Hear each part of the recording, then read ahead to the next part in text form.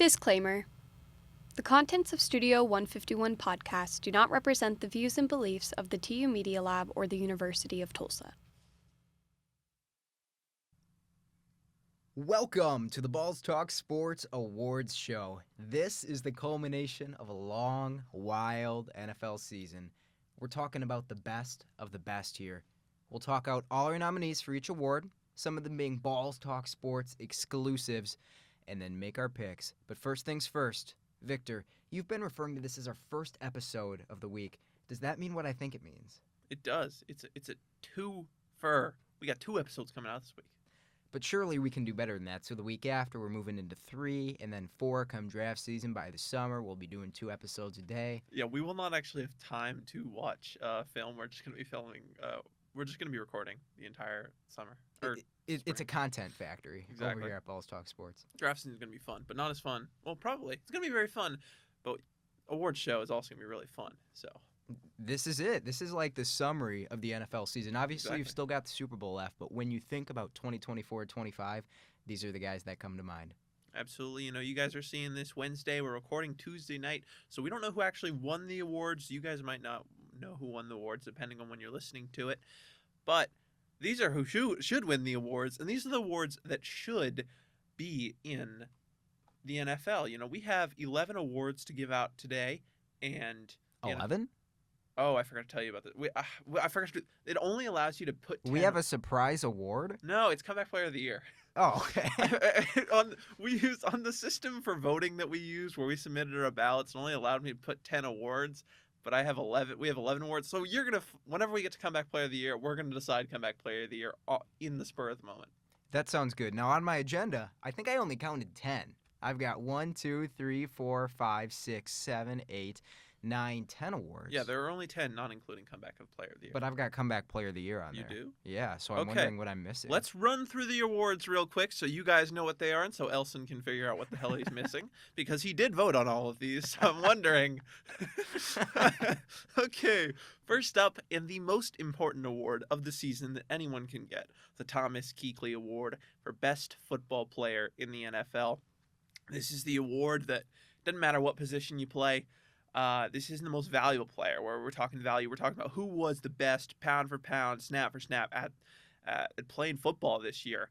And that's, of course, in reference to Panthers linebacker Luke Kuechly and former Wisconsin offensive tackle Joe Thomas. Absolutely. 2 of the greatest to ever play that we were able to see. It feels disingenuous to say, like, a player that we never saw. So we went with Thomas and Kuechly, 2 of the greatest players we've ever seen. The Night Train Lane Chuck Bednarik Award. Absolutely. But Joe Thomas, offensive lineman, offensive lineman extraordinaire for a shitty Browns team for 10 years. I thought he played for somebody besides Wisconsin. I couldn't remember who. Yeah, a lot more memorable, his time at Wisconsin. But he's fantastic. Was one of the best players in football. Never got MVP conversation. Same with Luke Kuechly. Never got into the playoffs. Never got into the playoffs either. Same with Luke Kuechly, generational linebacker talent. Only made it to the playoffs a few times. Never got consideration for MVP, even though he did grab a Defensive Player of the Year award. So that's what this award's all about. Recognizing the most talented and best player in the league. Then you've got your chalk awards that everybody knows about, your NFL Honors Awards. You got the MVP, you got the Offensive Player of the Year, you got the Defensive Player of the Year, you got the Offensive Rookie of the Year, you got the Defensive Rookie of the Year. And then we have also got the Comeback Player of the Year. These are all pretty chalk awards that you know a lot about, so we won't tell you about them. Then we've got a second Balls Talk Sports exclusive award, the Most Improved Player of the Year. We always feel like the Comeback Player of the Year gets a lot of hype, and for good reason, but the Comeback Player of the Year should be about a player overcoming injury to do great things in the league, and we're seeing players that suck, like Sam Darnold, that sucked, being nominated for it when he deserves a different category. The NBA has it, and we are better than the NBA categorically, so Most Improved Player. And then we've got your Classic Coach of the Year, and then we separated Assistant Coach of the Year into 2 separate categories, Offensive Assistant Coach of the Year and Defensive Assistant Coach of the Year. So we'll be voting on those 2 together. Those are 11. So after that rundown, let me recount on my agenda. I have 1, 2, 3, 4, 5, 6, 7, 8, 9, 10, 11. I had an extra space in there, so I actually did have all 11 the entire time. But, hey, our millions of listeners got a quick rundown ahead of time. Yeah, and you guys know, we're not math guys. No, Despite absolutely the fact not. that I am probably going to major in math, we're not math guys. And the fact that I'm probably taking some stats courses soon. We're not math guys. We're not math guys. Didn't he come here to play school? All right. You ready to get kinky? I think so. Let's do it. I want to start things off with the best award, in my humble opinion, the Thomas-Kuechly Award for the best football player of the season. Victor, who are our finalists? All right. So the finalists for the exclusive high prestige Thomas-Kuechly Award are, by the way, sorry, I want to preface this. When I say the finalists, it is alphabetical order. So you think, oh, he's going to win it because he's first or he's last. There's no pattern here. It's alphabetical order. You will not know until I announce the winner. Is that clear? They're going to be hanging in suspense the whole time. Absolutely. So am I, because I don't know the winner. Victor does. Yes. I had to count up the votes beforehand, but Elson doesn't know, so he's going in blind, all right? He's more of a math guy. I can't even count. Yeah, exactly. I can barely count. That's why I got the job. He was like, the Bears, a GM. He was like, you have a functional literacy, you get the job. It works. It works. All right, so the finalists for the Thomas-Kuechly Award, the most prestigious award in professional football, are Myles Garrett, the edge from Cleveland, Lane Johnson, the offensive tackle from Philadelphia, and Patrick Surtain II, the cornerback from Denver. That is a high-octane group of players. What I will say is I'm a little bit surprised that we didn't have a player from, like, one of the stereotypical low-value positions, but I think that speaks to how the NFL is right now, where some of the most talented position groups, edge, tackle, cornerback, just truly have the best players. This is a really fun time to be watching football. Absolutely, and if you want to look at all the nominees, we're not going to do all of the... So basically how it works is we each nominated 5 guys for the position. Obviously, there was a fair bit of overlap, but that meant that there was a maximum of 10 nominees for each position, though I think we only had 8 was our max, and this was actually the award that had the most nominees. So Lane Johnson, Garrett, Surtain, but also Creed Humphrey, center for the Chiefs, was nominated. George Kittle, tight end for the Niners, was nominated. Lamar Jackson, Josh Allen, and Chris Boswell, kicker for the Steelers, were also all nominated, though none of them, they were not the 3 highest performers in the vote-getting category. I would have nominated A.J. Cole, but he had a little bit of a down season this year. He did. But you know what? Jack Fox had a good season. Getting better. Yeah, but he just didn't have to punt. Same with Tress Way. Just didn't have to punt much. Very, very true. With Jack Fox, both of Detroit's skill. What do you call, like, the kicker and punter? The specialists, I suppose. But that includes punt returners and kick returners, in my opinion. The men who kick the footballs. The only non-real football players in the field. They both took big steps up. Jack Fox, he's still fundamentally the punter who just takes the football and boots it as far downfield as he can, but his directional stuff I did think was better. And then Jake Bates, clutch, big leg, accurate. Looking like one of the best kickers in the NFL out of the UFL, is it? I think USFL, UFL? XFL? No, it's not the XFL. That was around for a little bit, wasn't it? Or Yeah. did they play a season of the XFL at one point? Okay. I think they played a season. I think it's the USFL. And then it merged and became the Yeah. USFL. Yes. And is that the UFL now? Is it? I don't know. What is the football league in March? It is the UFL. It's the It is the UFL? That United makes sense. Football League now. That makes sense. I'm sure that many name changes in like a 3-year span is a good sign for the longevity of the league. Yeah, I'm sure that people are rearing to follow this league that they don't know the name of. But it should. But yeah, let's get to the finalists. So Myles Garrett, Lane Johnson, Patrick Surtain II, 2 defensive players, 1 offensive player, no skill positions. This is what the Thomas-Kuechly Award is all about, giving it to guys who don't necessarily get the recognition, even though these guys do get recognition, but they don't get the major award recognition. But yeah, all of them just fantastic players. Myles Garrett records 14 sacks on the season. Patrick Surtain allows 300 yards this season. Lane Johnson, 10 pressures on the season. All of them, and those are just the beginning at stats. You watch them, the tape backs it up. Just 3 elite players. All of them deserve it, and we clearly reflected that with our votes. You know what I mean? This is just the best of the best right here. The guy I want to talk about first, I think, is Myles Garrett. We've heard a lot of debates about Myles Garrett versus T.J. Watt versus Micah Parsons, and I've heard a lot of people say that Myles Garrett is just an analytics darling because he racks up the pressures. And to be fair, there are edge rushers who do struggle to convert pressures to sacks. You think of speed guys who maybe get flushed out of the play and they get close to the quarterback, but now contain is breached and the QB has an escape lane. That's one type of player that struggles to convert a pressure into sack. With Myles Garrett, it's more so that the entire offense is focused around not letting Myles Garrett have an opportunity to sack the quarterback. It's almost like he's a timer on any given play. The way I want to phrase it is, when you're against Myles Garrett, it's not so much that you game plan for him. It's more like he's inevitable. He's an inevitable factor in the background, and there are just things you can do and things that you can't when he's on the field. And then you have seasons like this year where he does get 14 sacks anyway, even though he's being double-teamed more than any edge rusher in the NFL. Elite burst, elite strength, and an excellent run defender as well. One of the best players in the NFL. Absolutely. You know what? All you need to know about Myles Garrett is that recently I started watching edges for the NFL draft, and whenever I start watching a position, I like to look at the best players in the NFL, see what they're doing, so I know what I'm looking at. Just get a refresher.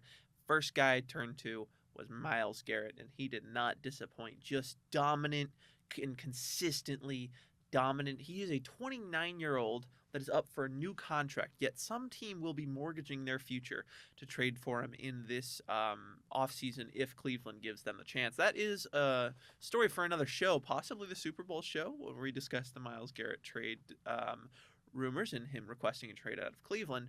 But either way, he's just a beast, so consistent. I don't think there's a question that he's the best edge in football.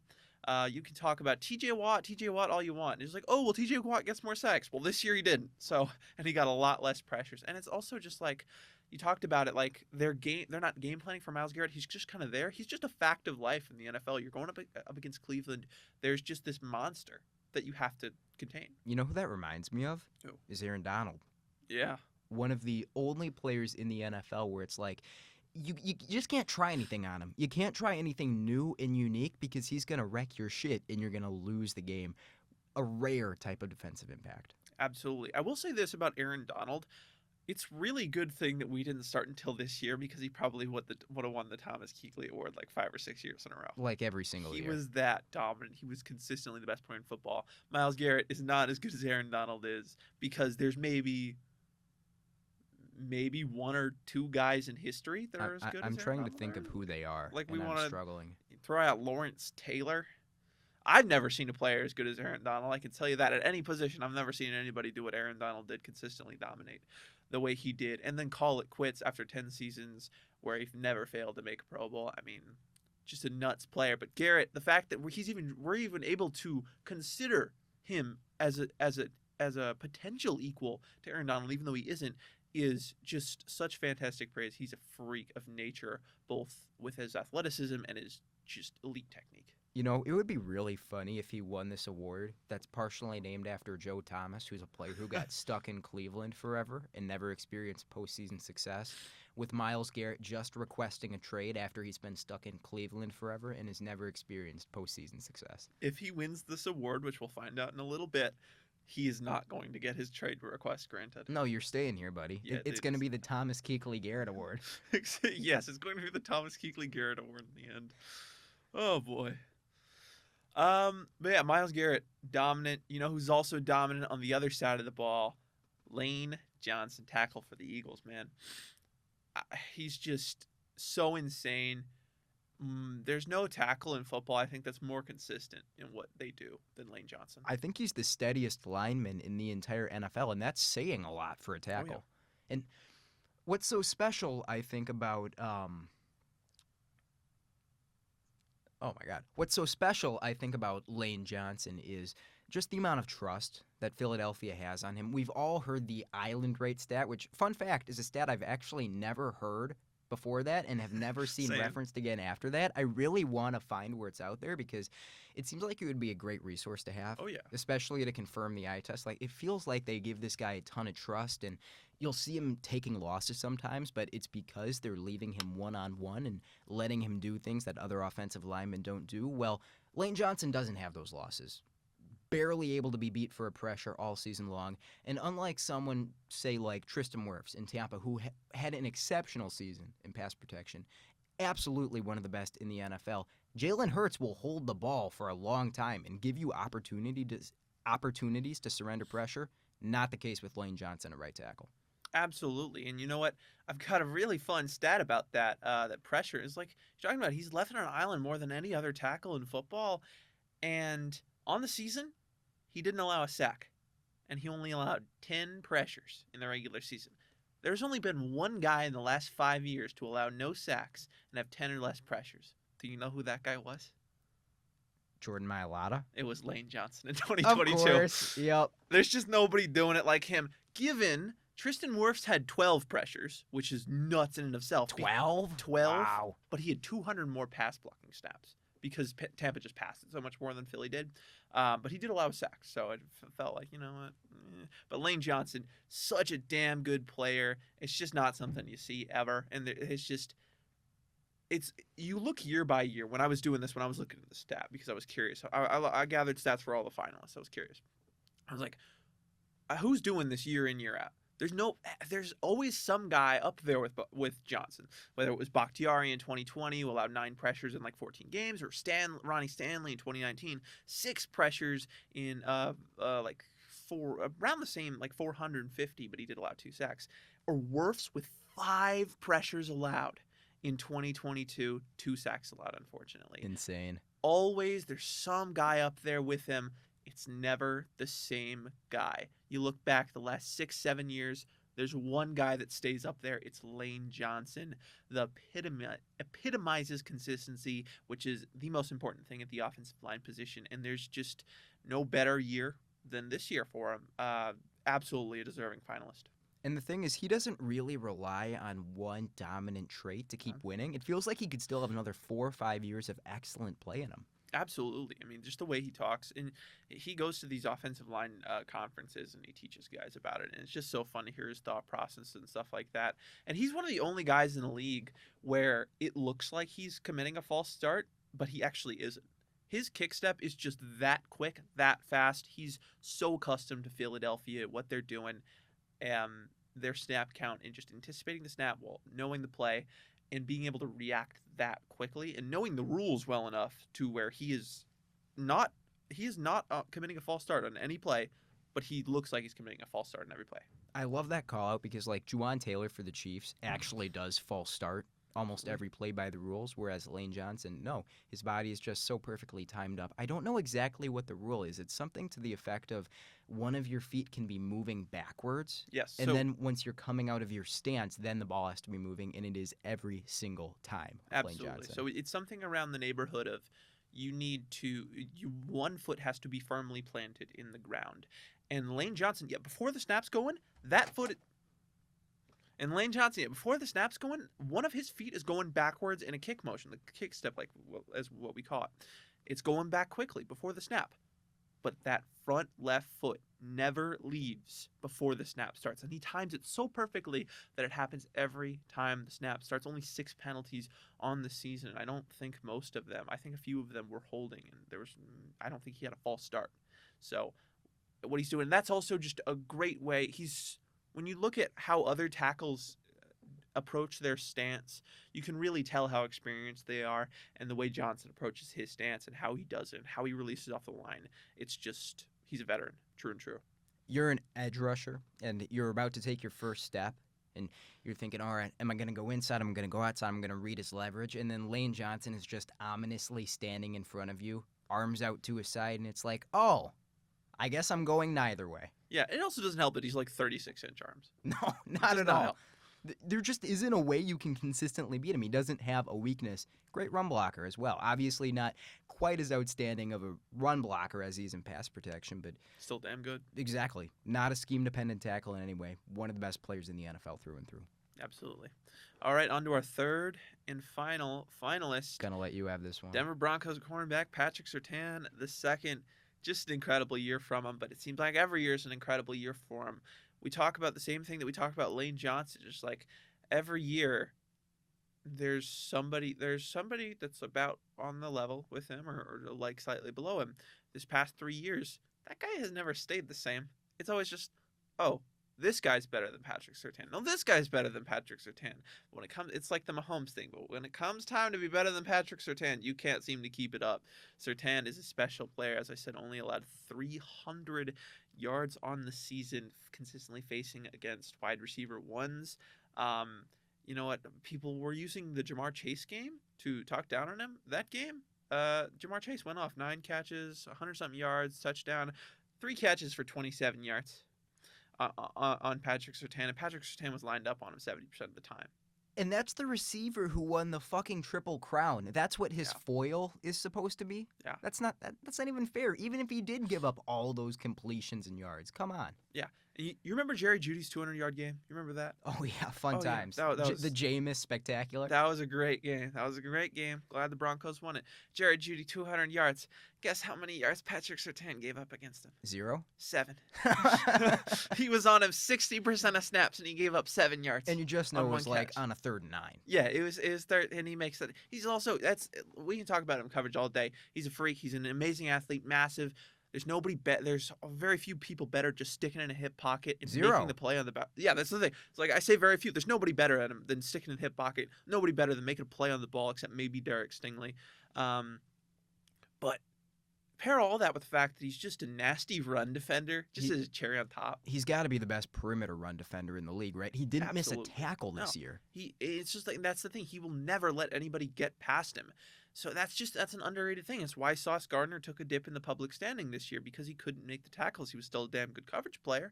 And I still think he's a damn good player, but he just was missing a lot of tackles, and that is something that absolutely matters for cornerbacks. But he's also Surtain. He's putting himself in a position where he doesn't have to make many tackles because nobody's throwing his way. And he was a true shadow corner for the Broncos, right? Following around opposing wide receiver ones, a ton of man coverage. Like you mentioned, one of the least targeted players in the NFL. And when you did throw the ball his way, yeah, he can make a play on it too. Always forcing the tight windows. Just look away from his man. Absolutely. I think he's the only true shutdown island corner in football. I think he's the only one this year we've seen since maybe Stephon Gilmore, if you want to qualify that. Darrelle Revis said that it was insane to comp Patrick Surtain to what he did in New York. And while that may be true, I don't think it's that insane. I was going to say, like, Surtain is what, a step up? Yeah, exactly, Revis.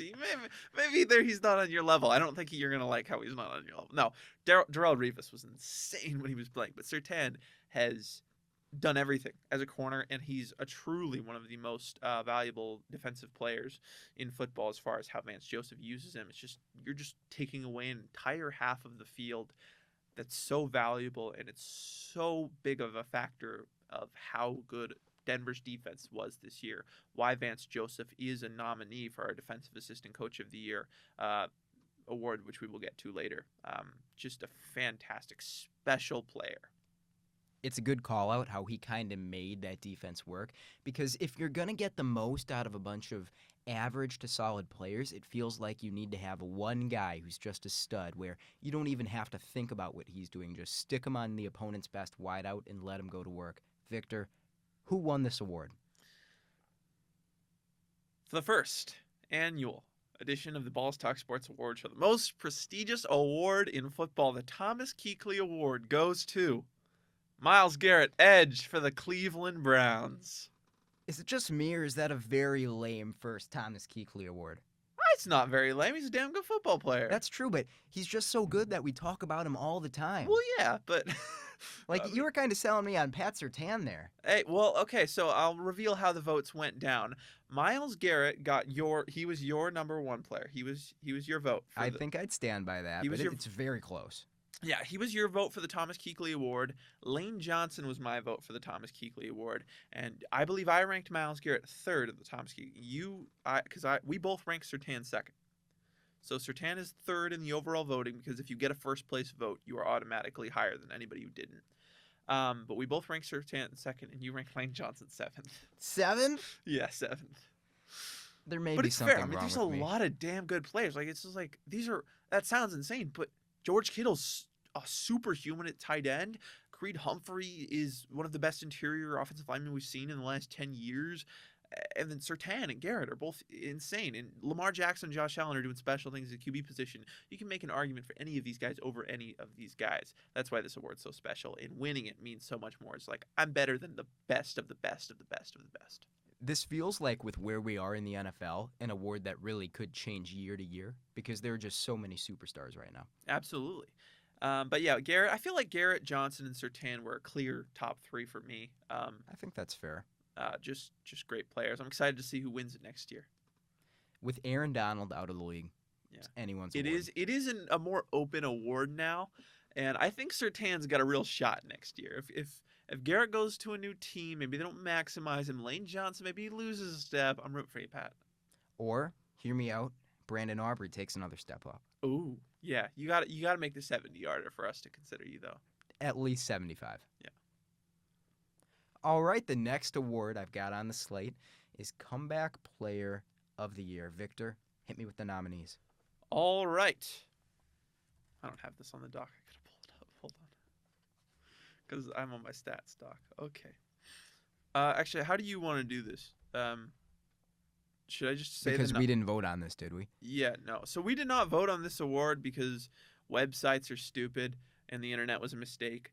So I'll just tell you the nominees and we will decide an award right now. But Comeback Player of the Year, this is about coming back from injury. Because we have the most improved player, it's not about coming back from being ass. It's about who came back from injury the most gracefully.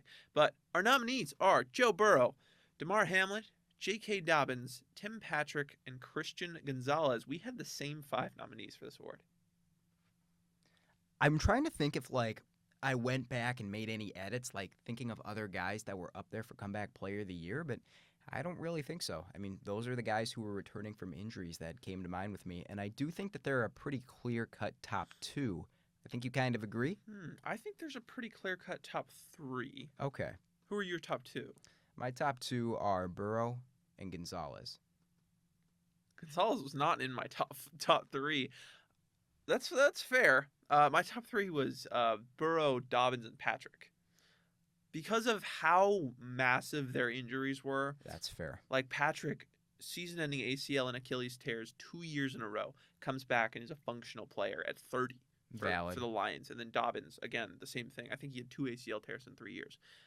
Comes back and is a plus starter for the Chargers almost in some games. So, but I absolutely get Gonzo.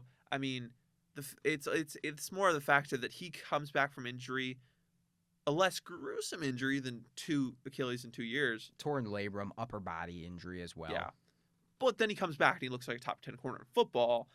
That's pretty damn impressive too. It's the same with Joe Burrow, coming back and looking like an elite quarterback. So, if I had to give a vote, I think my vote would go to Joe Burrow. Okay, we can settle on Joe Burrow. I'm totally okay with that. Because, he came back from a significant injury and kind of willed his team into playoff contention. If Joe Burrow's not on that team, if it's any, average to above average quarterback, they win, 6 games, 5 games? That defense was a non-starter, and he threw haymaker after haymaker and kept him in the fight.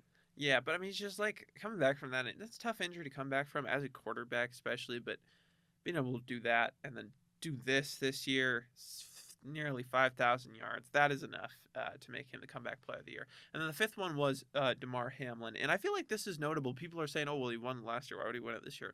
Last year he played 17 snaps.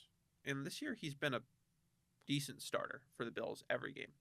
That is a massive comeback. And he's been a great tackler as well. He's been coming downhill, and he's aided them in run defense. That's what I think is even more impressive. The mental resilience it takes to do that after you suffered the ultimate punishment for making a tackle. Just a fantastic display of toughness and embodies what you want in a Comeback Player of the Year. Yeah, I think it's stupid the way we talk about Damar Hamlin. It's just people treat him like he's just like some charity case that the NFL's letting him play snaps. No, he's a good football player. I still hear that narrative. Yeah, it's a ridiculous narrative. He deserves to be on the field. They wouldn't have him on the field if he didn't deserve to be there, but he does. He's earned it, and he's playing damn good ball right now. So absolutely deserves to make it on Comeback Player of the Year. Because he won it last year, he's probably not going to win it this year, and I don't think we're going to give it to him. But so Joe Burrow, the decision? I think so. Yeah. I should talk about Christian Gonzalez a little bit. He played 4 games before he suffered a torn labrum as a rookie. Looked good. There were a lot of expectations for him coming into year 2, and my God, did he answer.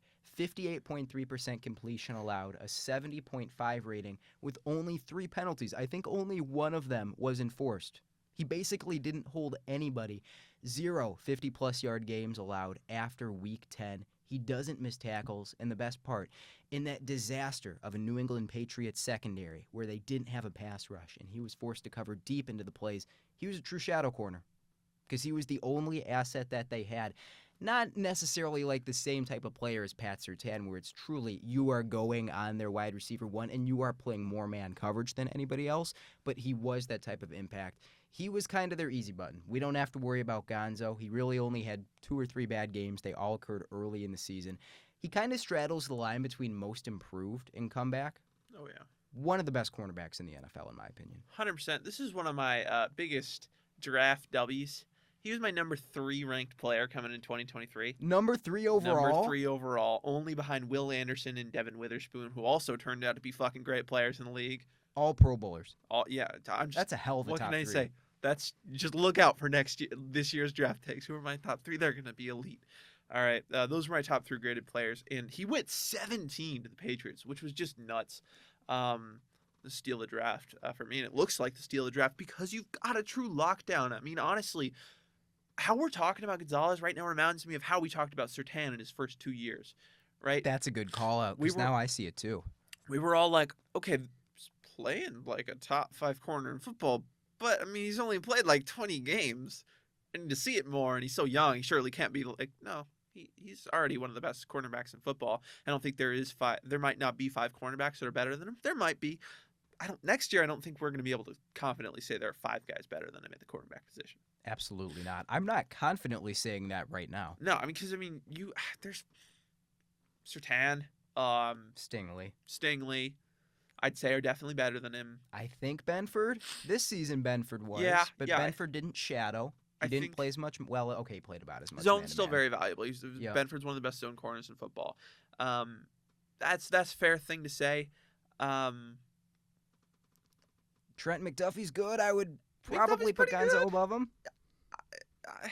I'm still going to say Sauce. Sauce on a snap-to-snap basis was still one of the most efficient cover corners in the NFL. Pure cover corners, yeah, 100%. Like, he's still one of the best. But yeah, I mean, he's in the conversation already, which is just nuts for a guy who's, as you said, only played about 20 games. So, definitely deserves a shout. I wouldn't give it to him. It's not the same caliber of injury as someone like Tim Patrick, who basically hadn't played football since 2021 and comes back, plays a big role when Detroit needed a 3rd wide receiver, a clutch, big-bodied wideout that they found in the end zone all the time. Great player. That would be my number 2, just because coming back from an ACL and an Achilles injury in 2 back-to-back years after not playing a single snap because they happened in the preseason at 30 years old, coming back to do this is just unheard of. And he's a Detroit guy. Like, he's the kind of player the Lions want. They put faith in him. They bought into him. And I hope he sticks around there long term. Absolutely. Broncos legend. We love you, Tim. Was there another player? Oh, yeah, J.K. Dobbins. Yeah. I was really impressed by what we saw on film from J.K. Dobbins this year. He was a good running back. I thought that he was kind of underrated.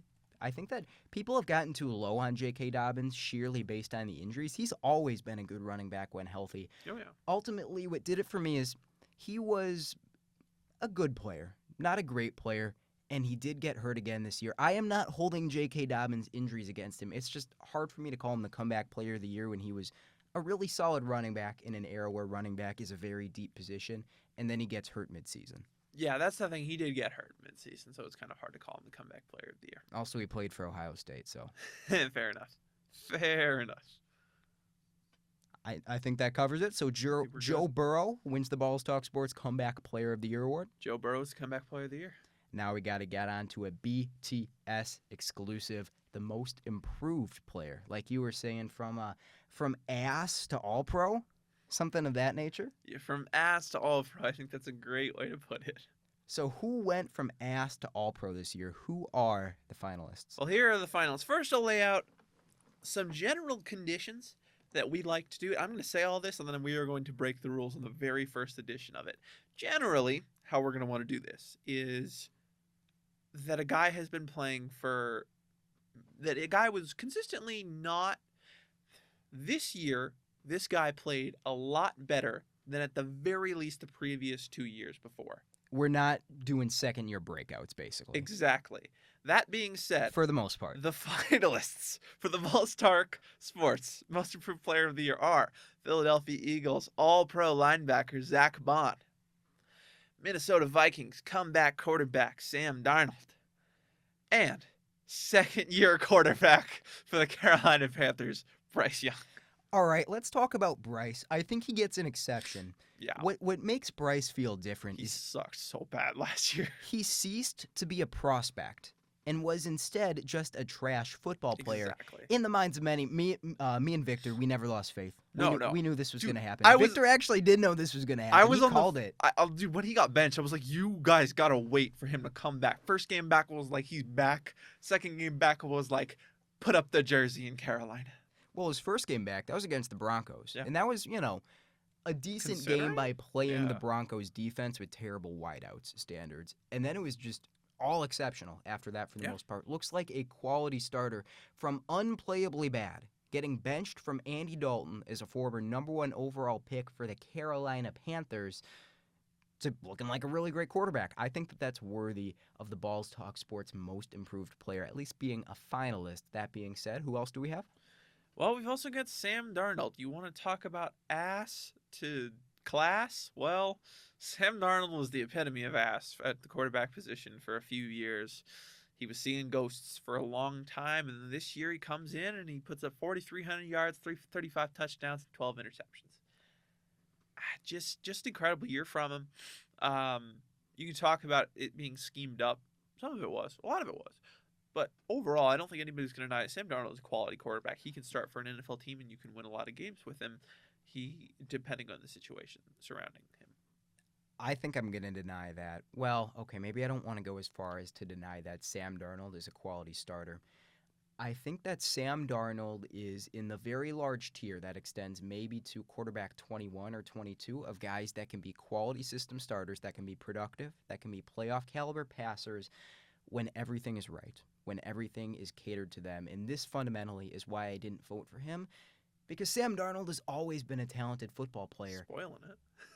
I just think he might kind of be the same guy. Well, I'm not spoiling anything. We don't know who you Yeah, voted we for. don't know who Maybe I you voted voted for. for Sammy D. You were really talking him up there. He looked like a fantastic quarterback. I do think that he made real strides in pocket presence. We saw a level of arm talent that we knew he had in the tank, but we haven't seen in a long time. But ultimately, the ghost kind of returned.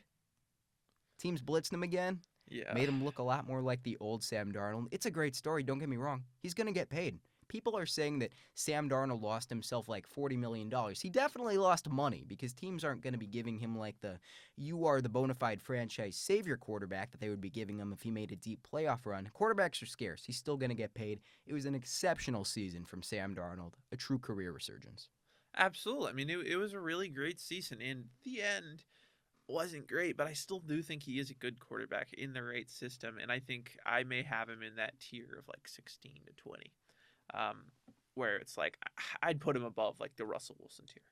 And the I would also agree on the Russell Wilson tier because I think with actually I would not put him above Tua. Yeah, I think he's about the same player. I would put him above Russ because I think that the highs with Sam Darnold can be really high week after week. I mean, we saw him have a stretch of 6 or 7 really great games. With Russ, it's like, okay, in a 5-game sample size, you might get 2 or 3 good games, and it's just going to be continually high variance. That's the way he plays. Whereas Darnold, you keep him well protected, you scheme wide receivers open for him. Yeah, you can have a really good quarterback week in, week out, as long as, things stay clean into the playoffs. That's still a big question mark. Yeah, but overall, I mean, and you talk about his pressure. Yeah, he didn't do great towards the end of the season, but that was kind of uncharacteristic for the season because he had been okay. I mean, especially dealing with pressure. That's where he improved the most at just overall maneuvering the pocket and escaping the pressure.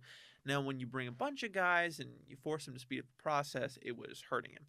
But I do think it's just a 4-man rush. He got pretty good at dealing with that. So definitely deserves at least a shout. And then you got Zach Bond, who he wasn't bad. That's the thing. He's just a depth and special teams player. There's nothing wrong with that. Yeah, I mean, he wasn't even just he was a rotational linebacker. Even. He was a functional linebacker. Exactly. He was a little bit more than functional this year, you could say. Just a little bit. Just a little bit. He was arguably the best linebacker in the NFL in both run defense and coverage. It's clear that when he was playing for the Saints, he was putting in an extended amount of time in the film room, because I don't know if there's a linebacker, maybe Fred Warner, you can be splitting hairs here, who is more consistently just in the right place at the right time, who doesn't waste any movement in his zone drops, who's reading his run keys the correct way every single play. He's just been a stud all season long. He's never really gotten an exceptional tackler. There's nothing that you don't like about Zach Bond. Absolutely. I mean, he's what you want in a linebacker, like you said. I mean, just he's going to be in the right place. He's going to make the tackle. You're never going to have to call him out in the film room. Like, what was that? And he's a good athlete. He's good in coverage. I mean, we saw the forced fumble against Washington in the NFC Championship. He just brings everything you want to the table. A true all-around linebacker. Going into free agency this year, he's going to get a boatload of money from a linebacker-needy team, maybe even Denver. So just one of the craziest players jumps we've ever seen, and that is why he did win the Most Improved Player award. You know what's kind of interesting, and this is more of a comment about linebacker play in the NFL right now. It feels increasingly like the league is moving towards the athletic freaks, the guys who can do the Fred Warner things and make plays in coverage that just aren't on the table for most linebackers. I think the two best backers in the league this year were Zach Bond and probably like 33 or so year old Bobby Wagner. No, I'm sorry. Okay, Fred Warner. Like, if you take Fred Warner out of the picture, I am a staunch defender. Fred Warner is still the best linebacker in football. This was just San Francisco's situation this year. We can take him out of the consideration. I think that's. I would still have Fred Warner as linebacker one. Yeah, but if we're not talking about Warner, because this season was slightly worse, but as we say a lot, still really good. Warner's down year is a career year for most linebackers. You talk about guys outside of him, yeah, it's Bond and it's Wagner, and I really like Blake Cashman a lot. I'd put him in consideration there, but this season probably not Roquan. So you want to say Bond, Wagner? I mean, that makes a lot of sense. And what do they both do? They tackle and they get to the right place at the right time every single play. Yep, every time. So the BallsTalkSports Most Improved Player of the Year goes to Zach Bond. Well-deserved. Not that he was a bad player beforehand. He wasn't as bad as Sam Darnold and Bryce Young. That is why I did struggle to give him my number one vote, because I did not give him my number one vote. I give him my number two. I had Bryce as my number one. I love it. I'm just so here for Bryce playing well. He's such an easy player to root for. Yeah, but you had Bond as your number one and Darnold as your number two, which is fair. The Badger aspect is what settled it for me. Yes. So, and honestly, I might want to even put Bond over it, right? Bond over Young right now. What he did this year, going from average to slightly below average linebacker to the class of the NFL, is just something you hardly ever see, and this is why the Most Improved Player award exists, and he is the most deserving.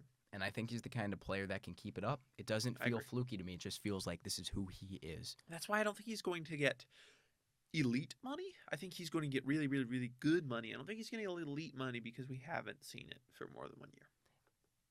And he doesn't have the Fred Warner upside. That being said, he doesn't need to. But it's also just like that Fred Warner upside.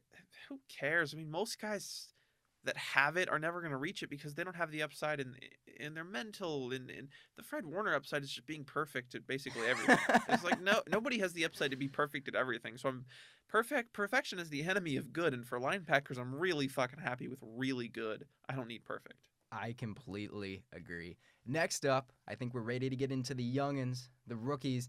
Let's start off on the defensive side of the ball. Victor, hit us with our finalists. This was a fantastic defensive rookie class. Just a nuts class. We only had 6 nominations overall, but I feel like in a normal year, all of these guys would have a chance to be a finalist. However, only 3 of them, the top performers, were able to get their nominations. First up, the nickel for the Super Bowl attending Philadelphia Eagles, Cooper DeJean. Don't you want some white quarterbacks? Said like 3 years ago around this time, Steve Harvey. Well, we've got one now. The crackerback Cooper DeJean is playing football, and he is finalist for Defensive Rookie of the Year. Secondly, his teammate, Kenyon Mitchell, the outside cornerback extraordinaire for Philadelphia. And finally, the pass rusher that took the hearts of many people in LA this year, Jared Verse, Those are your finalists for the Defensive Rookie of the Year. Screw that, Victor. We have 4. Kalen Bullock needs to get a mention. He was like a true Pro Bowl caliber safety as a rookie, and he's not nominated for this? He's not a finalist? Nuts. Not fair. And we both voted. We actually... this kind of reveals it to you. But we voted the exact we same voted way. the exact same here. This is the only award because you changed to a pick right before it started. This is the only award we voted the exact same for on the first 4, actually. We voted the exact same on the top 3. We both voted Kalen Bullock for. So, yeah. We could just touch on Bullock really quickly. He's a fantastic player. The reason he didn't make it here for me is you had the elite highlights, the great plays, and you saw them a lot in a lot of great plays. You did have the lowlights, though. And that's what I think going into next year I want to see less of from Kalen Bullock. I love that you're going out there and you're attacking the ball, and that's made for some great plays. You've also let up a few. One thing I think is funny about Bullock, I don't put a ton of stock in the PFF grades. They have some stats that I really like that I think paint a really nice picture of how a player performs. They grade Kalen Bullock out as like literally one of the worst safeties in the NFL who sees playing time. I just can't agree with that. I do understand because on a play down by down basis, he is kind of inconsistent. You know, when you're going for the home run ball as much as he is, it's sometimes you let up the home run ball for the other team, and it did happen. And there were a few times that the stats don't necessarily show that because, especially in the Jags game, Trevor Lawrence left 2 touchdowns on the table that Kalen Bullock blew a coverage on. And that's on him, but he's a rookie, and we're just talking about what we saw. And that didn't happen just at an insane rate. He wasn't Kevin King out there. He was a good player for the most part, and then you have the flashes that occur. And it's not just flashes because when it happens 2 to 3 times a game where you're making an insane play on the ball or you're breaking up a play or you're making a ridiculous tackle, that's not flashes. That's a good football player. So deserve to mention. That being said, that's kind of why I was low on Chop Robinson as well.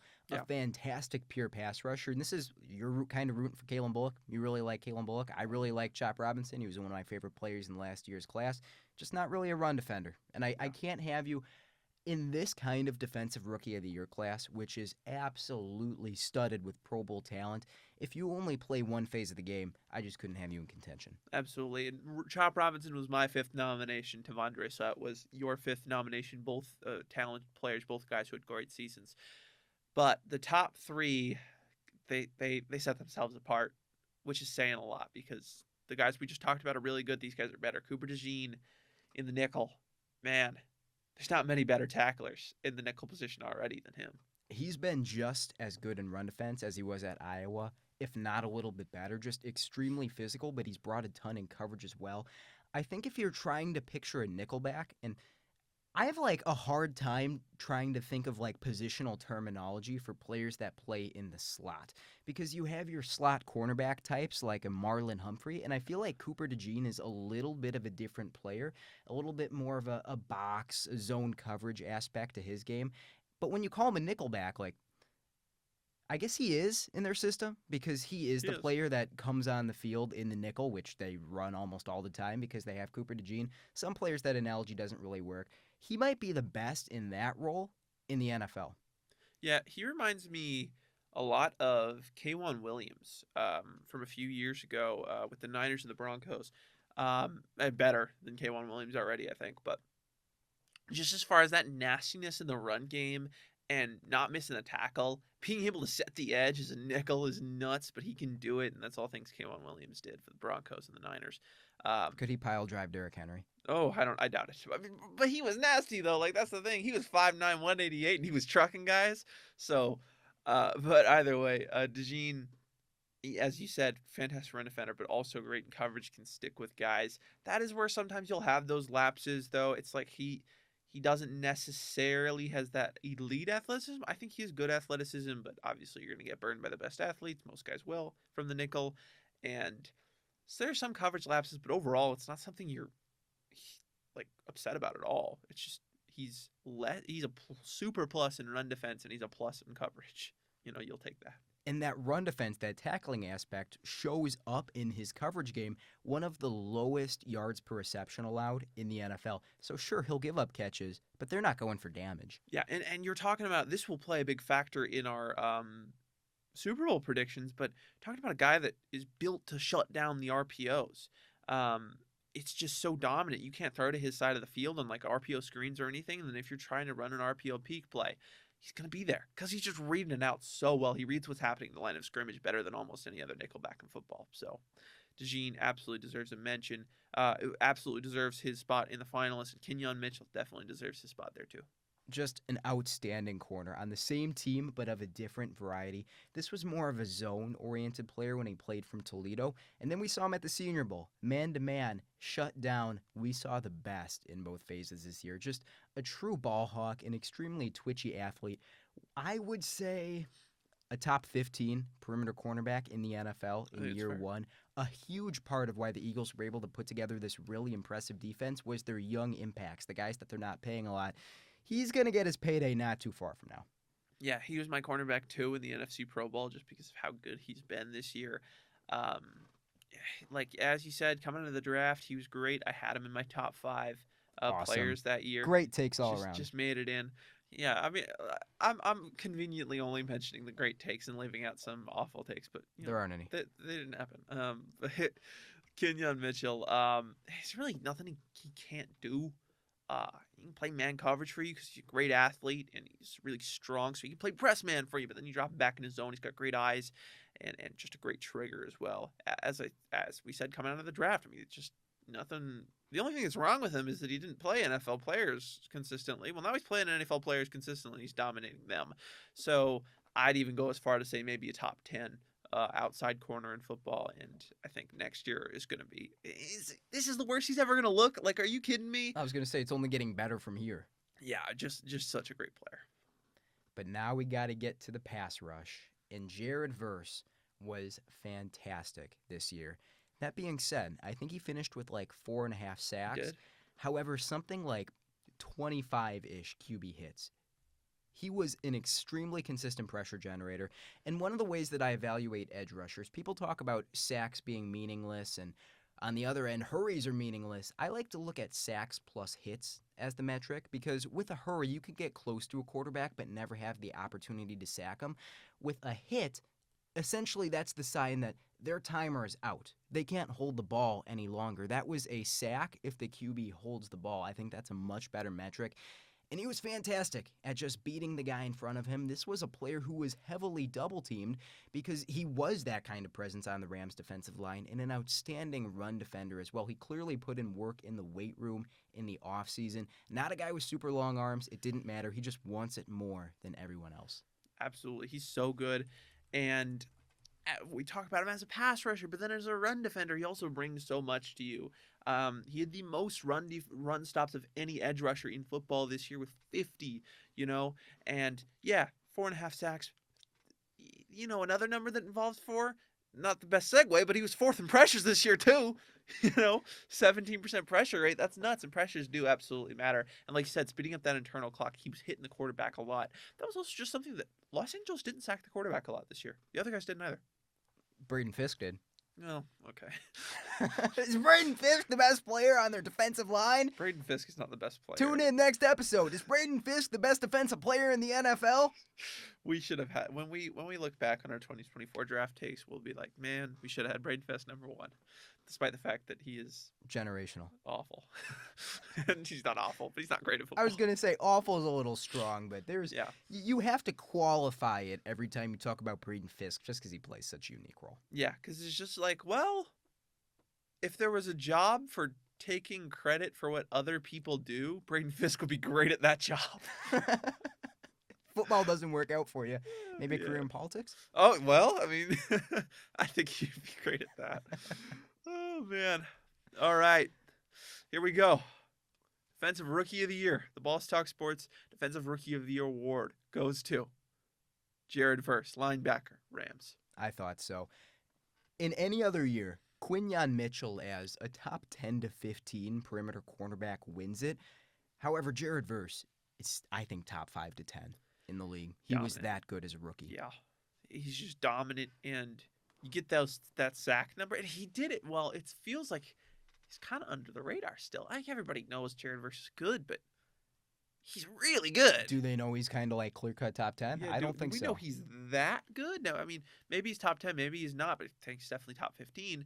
Um, like, you get that sack number up, people are going to be like, oh, well, he should win the Balls Talk Sports Most Improved Player because that will be a very common award by then. But we'll be like, no, he's been like this. He's not in contention for that award because he improved, but he didn't improve by that much because he's always been him. So another great draft take. I had him top 10. So I'm just saying. What about when he has a 35 sack season? Could he win the Balls Talk Sports award? Oh my God. What about when he has like 35 sacks? Can he win the Balls Talk Sports Most Improved Player award then, just because of how big of an improvement that it is? Yeah, I think so. He also won the MVP, the Thomas-Kuechly Award. There we go. Like instead of Player of the Year. ass to all pro, it's like stud to literal superhero. Absolutely. And then he gets 6 forced fumbles and 6 fumble returns for touchdown. We give him Offensive Player of the Year too. He's not even like knocking the ball out. He's just going up to the quarterback, grabbing it, and running into the end zone. No, they see Jared Versley. Here you go. I mean, it's easier this way. damn, yeah. All right. So that is. Oh wait, no. We have offensive rookie. All right, so that's the defensive side of the ball. Now, let's pivot to the offensive end. This was just a really damn good draft class in general. Oh, yeah. Who are our finalists? Well, first up, we've got the only bright spot from the people that wear black and silver in Las Vegas, Brock Bowers, the tight end. Then we've got rookie quarterback extraordinaire, took his team to the NFC Championship, Jaden Daniels, and finally, a wide receiver who has not had much talk, but because he's playing with the worst players to ever play football and coach football, Brian Thomas Jr. of the Jacksonville Jaguars. I killed your boy. Yeah. I'm so sorry. This was just such a good year of offensive rookies. I didn't rate. I put Nick's 5. I put Nick's 5 as well. You put him 6. It's fine. In a normal class, he's probably 3 last year, but man, this year is just insane. Who did you want to talk about first here? Outside of maybe Bo Nix. Let's talk about Brian Thomas Jr. because cards on the table, we both put Brian Thomas Jr. number 3 for us. I feel like everybody knew this award was going to come down to Bowers or Daniels. But Brian Thomas Jr. was a revelation for the Jags this year.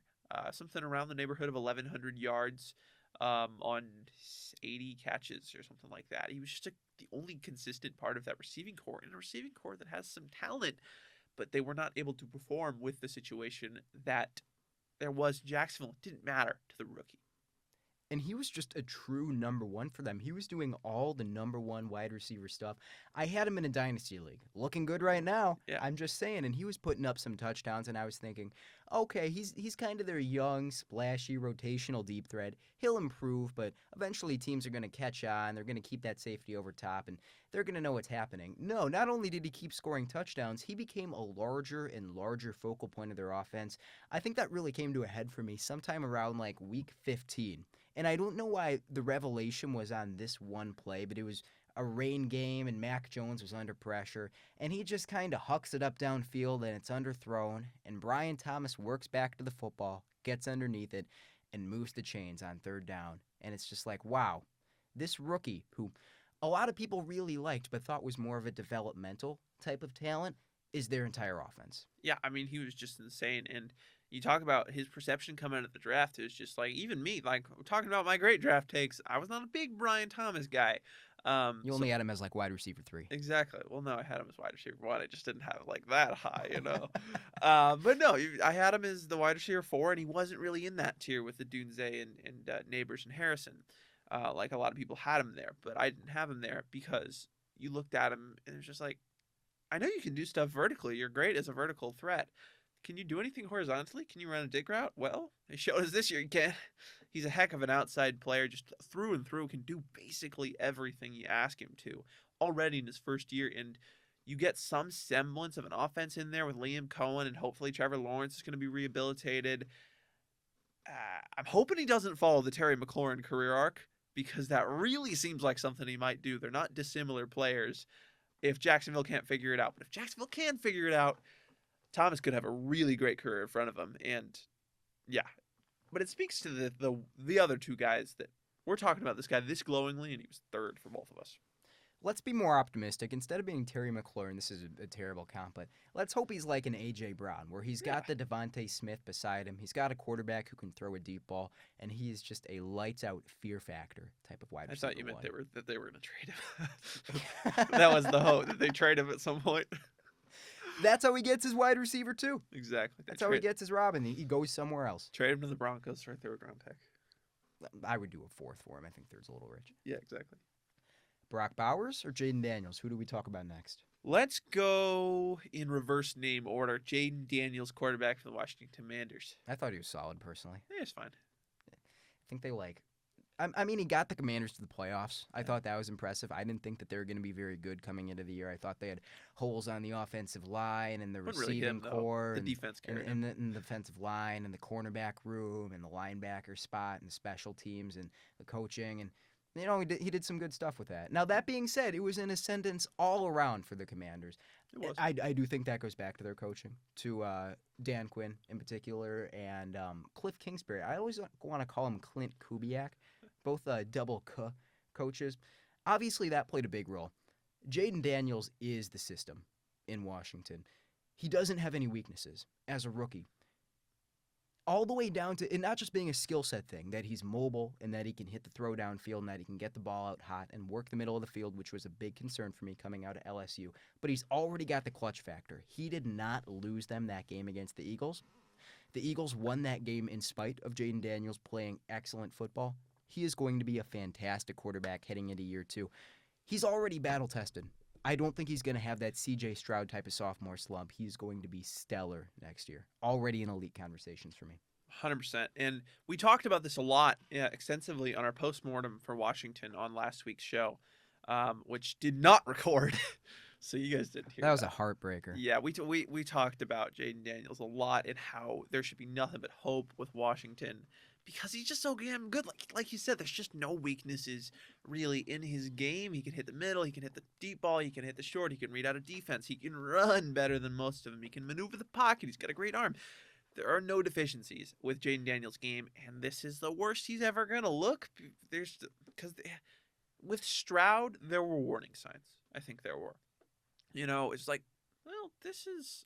And not to say Stroud's been bad this year. He's still a really good It's been a dysfunctional offense. I've made my distaste for Bobby Slowick as a play caller pretty clearly, and the Texans obviously agreed with me because they fired him.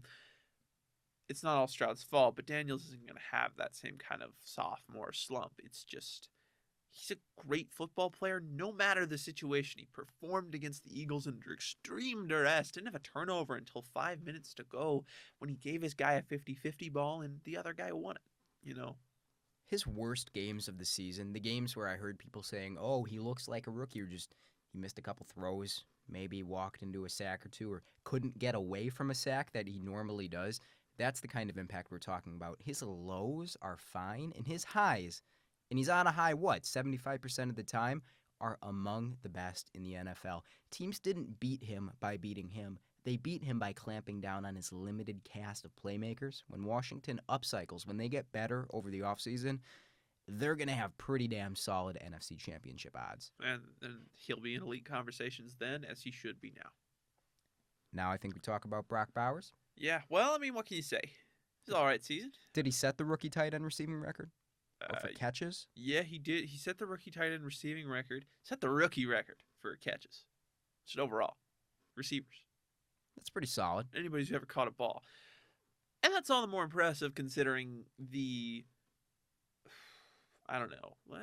I don't want to be mean, but the waste of space at quarterback over the year for the Raiders. That's not me. That's just accurate. Yeah, I mean, you had basically guys who will be wearing McDonald's uniforms in 2 to 3 years. No offense to Gardner Minshew. AOC might stay in the league as like a backup. I don't think it was awful. What number do you think that they wear for McDonald's? 30. Gonna keep it the same? Okay. Yeah. They're going to be given 0 because that's the amount of sales because they have no talent overall. They can't even sell burgers. The thing is, I'm not even the most impressed by the fact that he set the rookie receiving record or 4 receptions. They did that because he was kind of their entire offense. I mean, Jacoby Myers got some solid looks as well, also a solid separator from the slot. It's more so how efficient he was on those targets. Gotta be the best route running tight end in the NFL already, right? Would you say so? I would say there's nobody I'd say is better than him. He's in that tier. Yeah. When I hear people having conversations about Brock Bowers, I hear a lot of people say he's the best tight end in football. He's not. That's not the case because George Kittle blocks, George Kittle plays in line, and Bowers does a little bit of that. He's not anywhere near the same impact, but as far as an F tight end, a guy you put in the slot and you let him be that dominant force who moves the chains better than almost anybody else, Brock Bowers is that dude as a rookie. And I think we're both ringing the bell here. This was like a good draft take on both of our boards. We both love Brock Bowers as far as I know. Can't not love Brock Bowers. True blue chipper. You didn't like him when you watched him. I don't know what to say. He is what you want. And not just a tight end, but in a receiver. Absolutely. I mean, it's okay to be just a receiver. I mean, at the position, yeah, blocking is great, but ultimately at the tight end position, receiving is going to always be more valued. And the way that the league is right now, when we're evaluating tight ends in the draft this year, blocking, we will talk about that a lot because it is important. But if you're good enough as a receiver, you can make that not matter, and that's what Brock Bowers has done. He's an offensive weapon. Remember that being his comp for the entirety of draft season was just offensive weapon? Yeah. Well, you remember how we were talking about Kyle Pitts? He's like, oh, he's a unicorn. He can do everything on the offense. That's just Brock Bowers. Correct. Kyle Pitts is nobody. Kyle Pitts is like if you took an okay receiver and put them at tight end, and then they stopped looking for the ball in the air every other play. They're not similar players because Brock Bowers is good. But yeah, those are the finalists. And now the winner of the Offensive Rookie of the Year award. Who else could it be? Jaden Daniels. I voted for Jaden Daniels #1. Did you? I did vote for Jaden Daniels #1. This was really difficult for me. I agree. I really wanted it to be Bowers. I don't like him because he's a Raider. But I'm a big proponent of giving this to the best rookie, not the best rookie quarterback. But at the end of the day, Jaden Daniels was the best rookie this year. I was going to say the same thing. This was not a QB superiority award. However, I think if you look at a positional matrix, like Brock Bowers is the 3rd or 4th best tight end in the NFL. Jaden Daniels is the 6th or 7th best QB in the NFL. However, Stafford. What was that? He's around Stafford. I would put him clearly above Stafford. Well, who do you have as your 6 if he's not 6 then?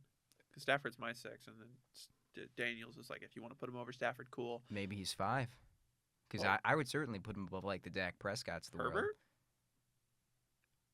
Oh yeah. So he would be 6 for me. Yeah. Although he's knocking on the door, Justin Herbert. If he goes out there and looks like he did this year for 6 games, I'm not even going to be making a face when I say that. I'm going to be saying Jaden Daniels is the 5th best QB in the NFL because I love Justin Herbert, but I think that he sometimes leaves just a little bit to be desired. And I think there were lots and lots of games where Jaden Daniels was just damn near perfect. So I think that I would say Brock Bowers is a better tight end than Daniels is a quarterback. However, the talent level at quarterback is so insane right now that's why I'm willing to give it to Daniels. I wouldn't say he's better as a tight end. I would just say that there's less talent at tight end, so he's going to rank higher. But if we're talking about skill at the position, I'd give it to Daniels, and that's why. That's a good point. That's the point I was trying to raise. Is I think that Daniels is the better overall football player. Exactly. That's why I voted for him. We're not going to be those guys. We have the most prestigious award on our pod is not MVP. It's the Thomas-Kuechly Award, right? We're not going to vote for quarterbacks over anything. Offensive Rookie of the Year, Offensive Player of the Year will always be who is the best offensive player in the category, not the best quarterback. After the pod, I'm going to go create Thomas-Kuechly in Madden. Dude is going to be a stud. Oh, yeah. It's like Travis Hunter if he was a completely different prospect. If he was like a completely different prospect. Can you imagine a guy? What would the build be like? Like, what's your height weight for a tackle linebacker prospect? So a tackle linebacker prospect is going to be about 6'5", 270, except he's going to have 45-inch arms. Oh, okay. And also all of his weight I feel like that would hurt you at that point. Is going to be in his lower half. And so he's kind of got like this stickman midsection and sort of the Elastigirl build. That's what I'm picturing. I'm also getting some Travis Hunter in here. Like I'm imagining the Travis Hunter has a baby with Thomas-Kuechly hybrid player, and at this point, they just don't look human anymore. Like, this guy can fly. He could totally be Elastigirl. You put Elastigirl on a football field, she's dominating these people, all right? Oh, absolutely. You think anybody understands? Throwing guys around. Bro, talk about leverage. She's going to have that every play. Going to get in their chest and throw them off the ball. Lane Johnson doesn't stand a chance. We got to have an episode where we're writing scouting reports for non-football players. That sounds like a July episode. That's off-season content. Yeah, that's the shit that we do when we're really bored. Are we ready to move into DPOY, the Yes, Defensive we Player are. of the Year? Who are our finalists? I think we've already heard about some of them. We have heard of 2 of them, yes, but there's a third. But yes, first of all, we've heard about Myles Garrett. Won the Solid. Thomas-Kuechly Award. We've heard about Patrick Surtain. Have not heard about the third finalist, Pittsburgh Steelers defensive tackle Cameron Hayward. He just has not lost a step. He's Gained a excellent. step. Would you say so? I think I he's better? He has. Well, I think last year I think he lost a step. And then There I it think he is. gained I a feel the step same back. way. Yep, He's back not to better his than he prime. was in his prime. He's just back in his prime now. Excellent player in every phase. Fantastic run defender. One of the best pure pass rushers at his position in the NFL. I mean, that's a really high bar when you have Chris Jones as number 1. However, this is what does it for me. 10 passes batted down. 10. He's basically a cornerback. The list of defensive backs in the NFL who broke up 10 passes this year is pretty limited. That's an unreal impact. I did some math, and I think I've forgotten the math. So, obviously, this is going to be a useless stat. However, I took the average, because if you're throwing over the middle of the field and giving him a chance to bat it down, that's going to be a short pass. I took the yards per attempt per short pass, and this has nothing to do with completion percentage. Like, that's factored in. It's not yards per completion. It amounts to about 5.5 yards. And the average yards lost on a sack is about 8.5. So I think it's fair to say that his 10 passes batted down had the impact of about 6 additional quarterback sacks. Whew. That's insane. And he had 8 quarterback sacks to begin with. And a lot more hits as well, I believe. Yeah, I don't know. I don't have the hit stat on me because I'm on NFL Pro. But, yeah, got pressure like no other. 3rd in run stops on the year. Just he can do everything, and he's a big part of why Pittsburgh was so staunch in the defensive line. He's a big part of why everybody else on that defensive line does so well. He's kind of the building block. People like to talk about TJ Watt as a building block of that defense. I think it's Cam Hayward. He's tying everything together. I think it can both be true. What's so beautiful about Pittsburgh's defensive line is you can't really double team anyone because they have 5 or 6 guys that can beat you.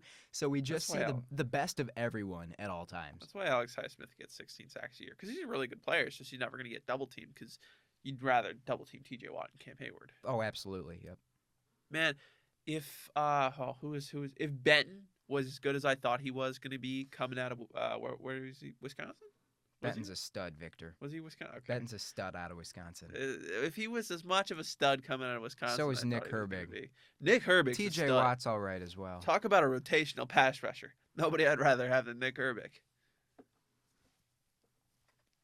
But yeah, Watt, fantastic, of course.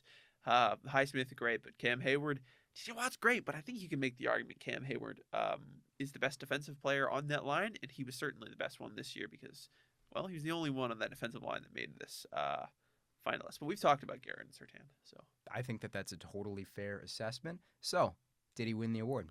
well, let's see. All right, the winner of the Defensive Player of the Year award is. Hold on, what's this say? Ladies and gentlemen, we have a tie.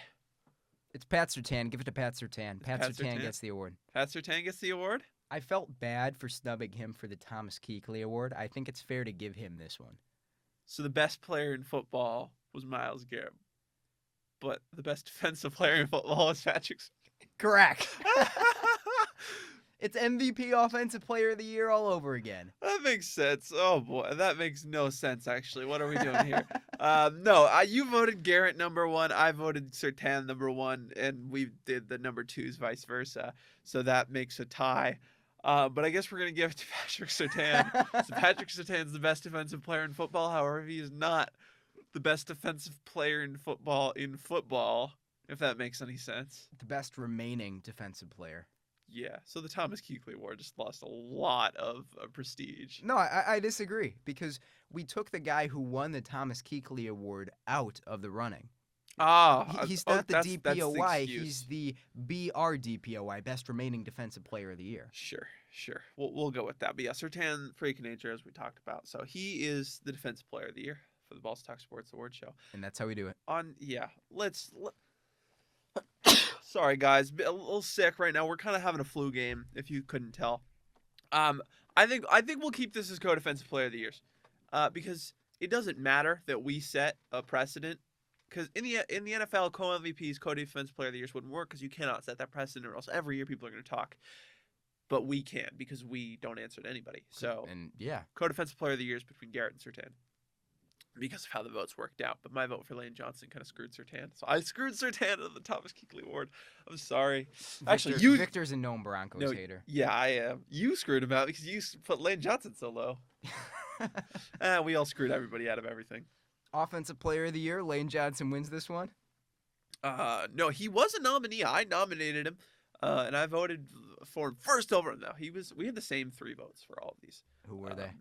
Well, we have the 2,000-yard man, Saquon Barkley, running back for Philadelphia. We got the Triple Crown King, Jamar Chase, wide receiver from Cincinnati. And we've got the tank from Baltimore, Derrick Henry. I feel like these were the 3 clear-cut options for the award. I certainly agree. Justin Jefferson had a fantastic season. So good. There's just kind of something missing that these 3 absolutely stellar defensive players were not. These are 3 guys who it felt like they were offensive perfection. That feels ridiculous to say, but we're in an offensive era of the National Football League, and Justin Jefferson had a couple drops, disappeared at the wrong time once or twice, and that's all it takes to be knocked out of the running after a 1,500-yard season. Who are we starting with?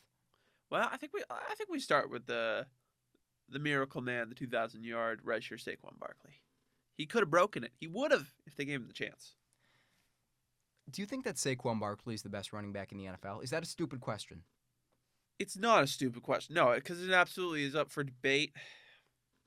Overall, I wouldn't say he's better than Derrick Henry. I wouldn't say Derrick Henry's better than Saquon Barkley. I think they're both really good players, and I think we can leave it at that.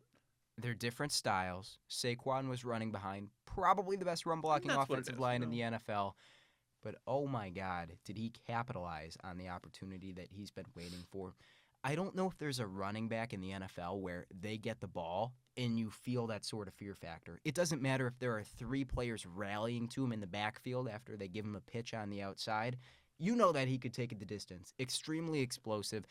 Just excellent at making guys miss. Obviously, that's what you're looking at in a running back, but Saquon Barkley's kind of taken it to a new level. We all saw the kind of the quick slide step into the spin move, into the jumping over a man backward, and what has to be one of the most humiliating and awesome to watch plays in NFL history. Just the way that his explosiveness is something you can rely on. It's so rare that a team's running back consistently chains together explosive touchdowns. It's something you get, and it feels like a Christmas present. With Barkley, that's how they move the ball. Like, that's where their explosives come from. Occasionally, Jalen Hurts, A.J. Brown, Devontae Smith can make that happen. But for the most part, the game plan, how they score touchdowns, just find a way to get Barkley the ball. Absolutely. And he did all that. He also got 345 carries, so he's not just this, like, oh, give it to me 15 times a game and I'm going to rip one. And that's great. He's not like the Jahmyr Gibbs type, Nothing against Jahmyr Gibbs, damn good player, but Saquon is doing all this while getting, like, a lot of carries a game. So he is the pinnacle of NFL running backs. But 2,000 yards, I feel like we talk about the number a lot. It was only 84 yards less with 20 carries less. Derrick Henry hit 1921. I didn't know that he was that close. Yeah, 1,900 yards this year. Henry was incredible. It sure as hell felt like he was racking up that many yards. He's just an inevitable force. When he played for the Titans, I love Derrick Henry. I don't think I was as high on Derrick Henry then as I am now. It almost feels like his play style has matured with age. That's most evident in his stiff arm, which has just gotten increasingly more pissy. Now he's just kind of trying to bat guys' heads off as opposed to lightly pushing them to the side. But on a down-in, down-out basis, he's gotten more efficient as well. I think his vision has improved. The consistency of his falling forward and just punishing the player in front of him has somehow gotten better. It's reached a really outstanding level. And the inevitability of that long 60-yard carry to break your back, it's only gone up. I think that he affects the way that Baltimore plays just as much as Saquon Barkley affects the way that the Eagles play. Yeah, and absolutely. This offense was built around the dynamic of Derrick Henry and Lamar Jackson, who we'll get to in a little bit. How they work together, and a big part of that was Derrick Henry. We've never seen this efficient rushing from Baltimore, despite the fact that they've had Lamar Jackson for a long time. It took Derrick Henry to really bring out his true capabilities as a runner, though he did have less yards. He was more efficient this year. But Derrick Henry, just as you said, a deflator of the defense. It feels like running backs get better as the game goes along.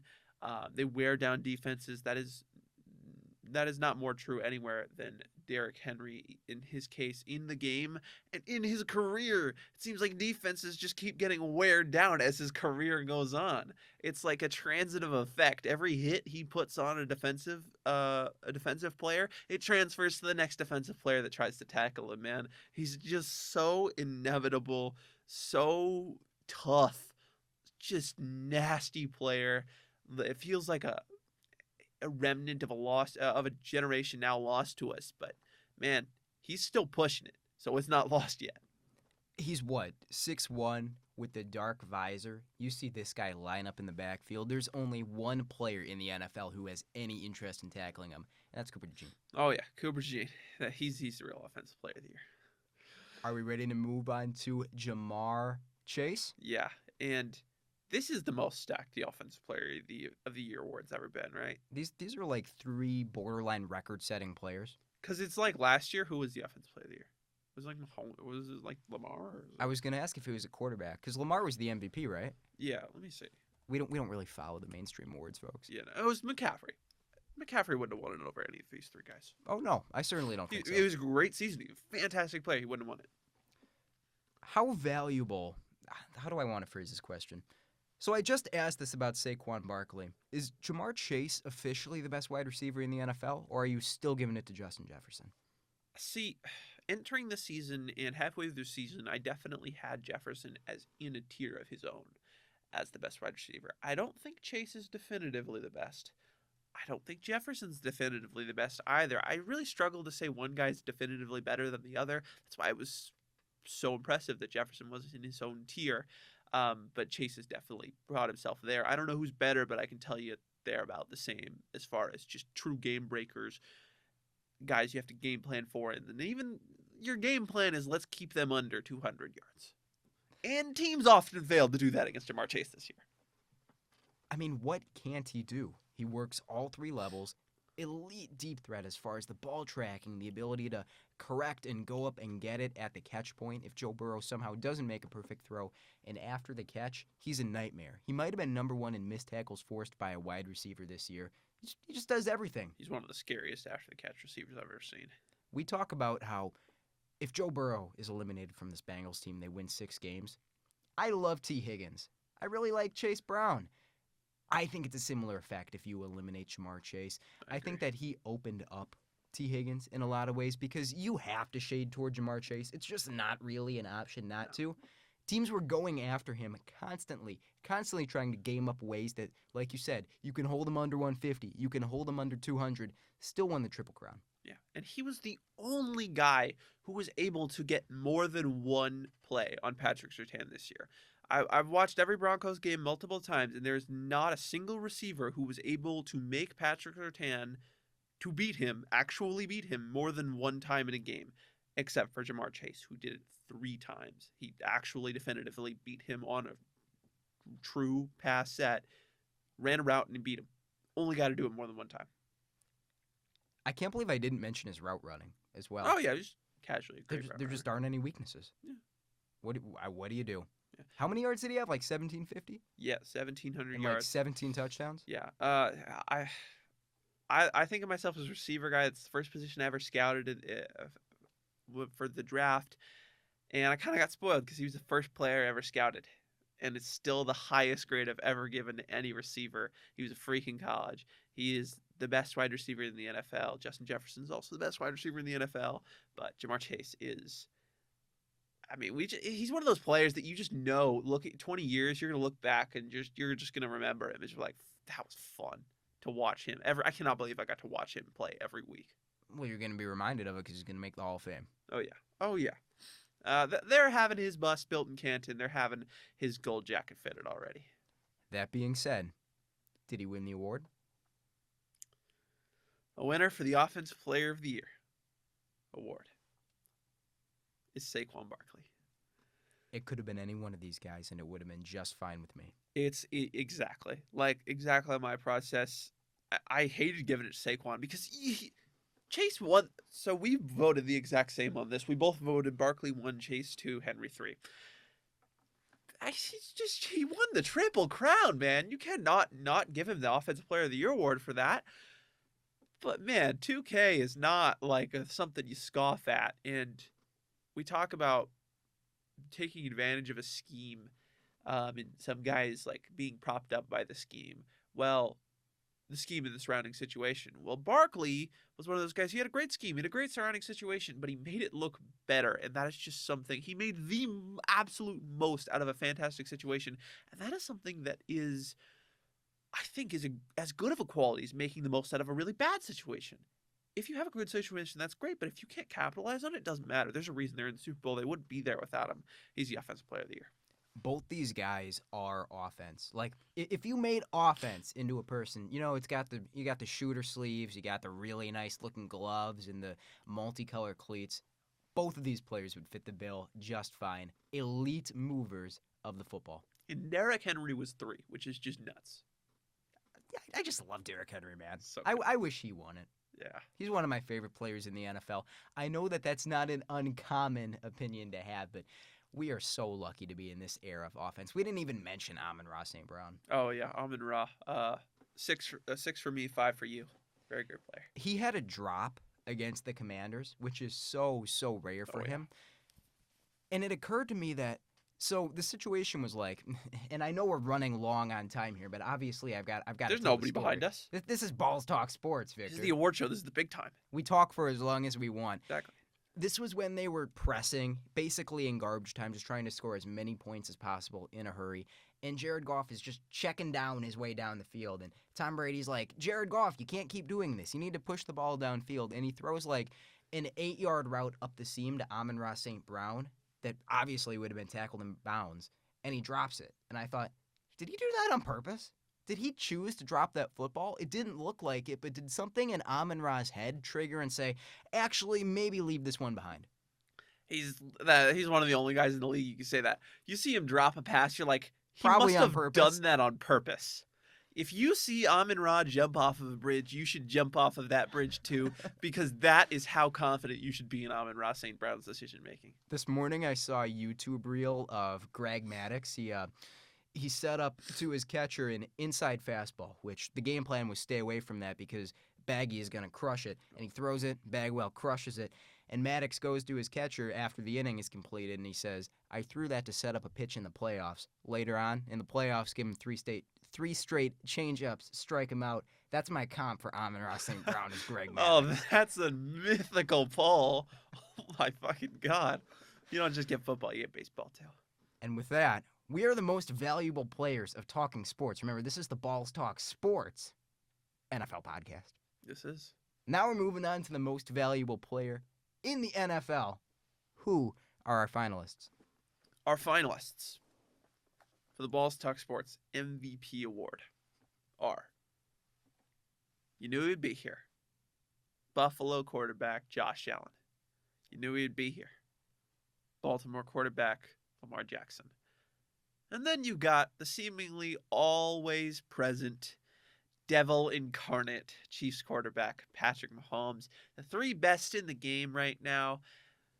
Burrow was 4th in the voting.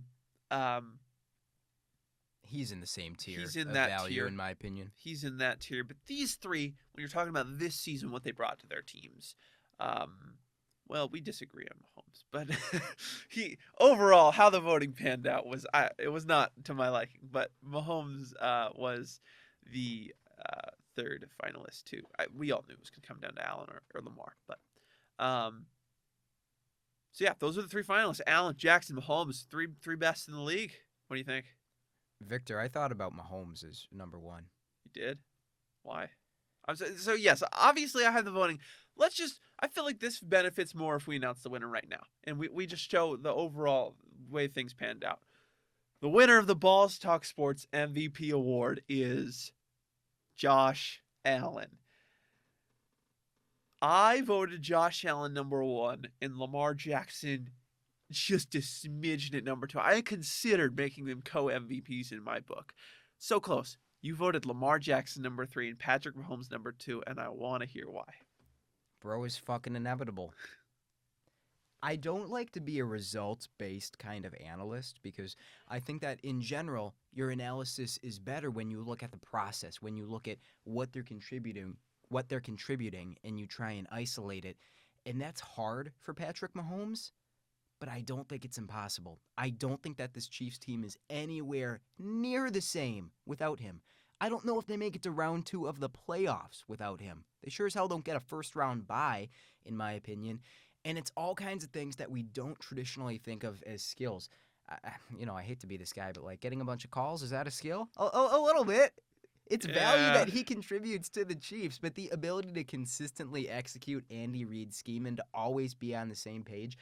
I remember one play in the who did they beat most recently in heartbreaking fashion? That would be the Bills. It was 3rd and like 20. And obviously this is where Mahomes makes his money. This is where he's at his best, is 3rd and long. And Tony Romo was echoing the same thing. Like if there's anybody who can convert on 3rd and 20, it's Patrick Mahomes. It almost feels like he's got like a 50-50 chance. Sure enough, hits the back step of his drop. Perfect back shoulder ball to Hollywood Brown. His foot was out of bounds. He was concentrating on that. He drops the ball. Mahomes flawless on 3rd down. And the same game, it was like a first down swing pass to Xavier Worthy or like a now screen, and he dirts it. But he dirted it on 1st down. And I don't know what to make of that. But when it happens over and over again, year over year, Super Bowl after Super Bowl, can you really say he's not the most valuable player in the NFL? Yes. And I did too. Yes, by the way, this was a unanimous award. We both voted Josh Allen number 1. That's a very good argument. As far as this year, though, I just feel like this is a regular season award. Okay, I was factoring in some postseason. I was too. And we like to factor in postseason, especially because all 3 of these guys played in the postseason, so it makes it more sense. But even in the postseason, I think these guys, Josh Allen, Lamar Jackson, maybe they were just as valuable as him. And when you talk about what they did in the regular season, and what ultimately, since we have the Thomas-Kuechly Award, this allows us to really go more on the value side of things. Agreed. How much are you bringing to the table as a quarterback compared to what would be left on the table if you had a league average quarterback? I don't like to think of it as like, what if you had his backup in his position? I like to think of, what if you had a league average quarterback? They better not be stopping the fucking show. No, it's just somebody trying to lights out to make sure nobody's there. We're fine. They knew what they were doing. Exactly. All right, we were at replacement level quarterback. Yeah, you have a replacement level quarterback there. Instead of him, what does this team look like? And when you think about that with all of these teams, it wasn't close. It was very close between Allen and Jackson. I picked Allen. And it wasn't close for Patrick Mahomes for me, and I'll explain why. I think Patrick Mahomes is a fantastic quarterback. I think a lot of this team's success can be attributed to him. I think Josh Allen and Lamar Jackson will only be slightly less successful if they were in the same position, because I think I'm not trying to discredit Patrick Mahomes. He's a one-of-a-kind player. He's a top 3 quarterback of all time. When he retires, he may be the best to ever do it. But we cannot discount the impact that coaching has had on his career. He has an elite head coach, a truly great mind, especially that also comes alive in the playoffs to put him in the best situation year in, year out. He has a fantastic offensive line that when the tackles aren't, trying to kill him. He has a very good offensive line. Yes, a fantastic interior, let's say that. And the receivers are where the value comes in. He made a lot of that. But then also, a big part of why this Chiefs team feels so inevitable is the defense. It's almost bigger than Mahomes. Again, I'm not trying to discredit him. I'm just saying he has a great surrounding situation. Coaches like Spagnuolo, who always delivers. If they don't have Spagnuolo coach, you talk about replacement level, I don't think they win a single championship without Spagnuolo as their defensive coordinator. If you had a replacement level defensive coordinator, they don't win a single championship with Mahomes being replaced, obviously, but it's equally as important. Not equally, but it's up there, So we're talking about value. I think the Chiefs have a better system in place, a better system for winning in place that is not as reliant on Mahomes. It just helps that Mahomes is so damn good at doing what he does. That's why I've voted for him 4th. Whereas Allen and Jackson, it feels like they're carrying their teams more. It feels like they are the system. The team rides or dies with them, as we saw in the playoffs, and they performed up to the task this season. I think that that's a completely fair assessment. Ultimately, the reason that I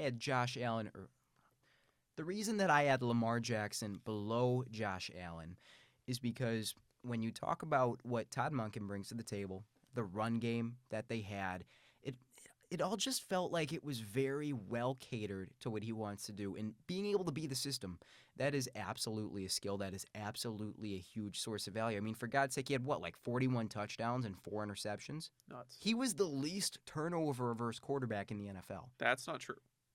That was Josh Allen. That is ultimately... There's no way. Lamar fumbled a lot more than Josh Allen did.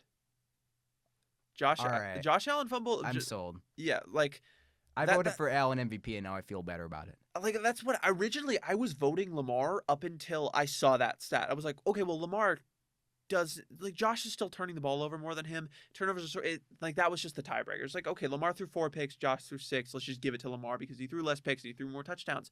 I want to find the right stat, but Lamar threw 4 interceptions, which is fantastic. And that is something. 41 touchdowns, 4 interceptions, just insane. That being said, I think at least 2 of the picks were not his fault. Also that too. He lost 6 fumbles, which puts him at 10 turnovers on the season. Josh Allen, on the other hand, loses 0 fumbles. Really? Yeah. Not one on season. Well, no, sorry. So Lamar lost 4 fumbles, fumbled the ball 6 times overall. Okay. So 8 turnovers, 10 potential turnovers. Josh did not even lose a fumble. No, he didn't fumble the ball once. Nevertheless, lose a fumble. Bro is jumping over the center and sticking the football out, just palming the thing. Exactly. Does not lose a fumble on the season. 6 turnovers on the season. Physical freak. That is just nuts. And overall, I think he provided more because he is more of the system than Lamar is. You can conceive of this team without Lamar Jackson. As far as just we're going to ground and pound, we're going to let Derrick Henry deflate you every day. But you're 8-9, 9-8 team. Maybe you scrape into the playoffs. Still not a good team. Lamar elevates this team to an elite football team. Without Josh, they are a 4 or 5 win team. You articulated exactly what I was trying to say. 6 or 7. My comp for Josh Allen is a warhammer. Yeah. Because you can just throw whatever the hell you want at him, and he's going to bash through you, whether it's with the arms or whether it's with the legs, whether it's with the mental side or whether it's just with him being more physically talented than everyone he's facing off against. When he is on, he is a force like no other player. Not just no other quarterback, but no other player, at least on the offensive side of the ball, in the NFL. There's just nothing you can do. Yeah, I mean, and that's the thing. We've always had to say that about Josh Allen. When he's on, he's like this. But he's like always on all now. the time this year.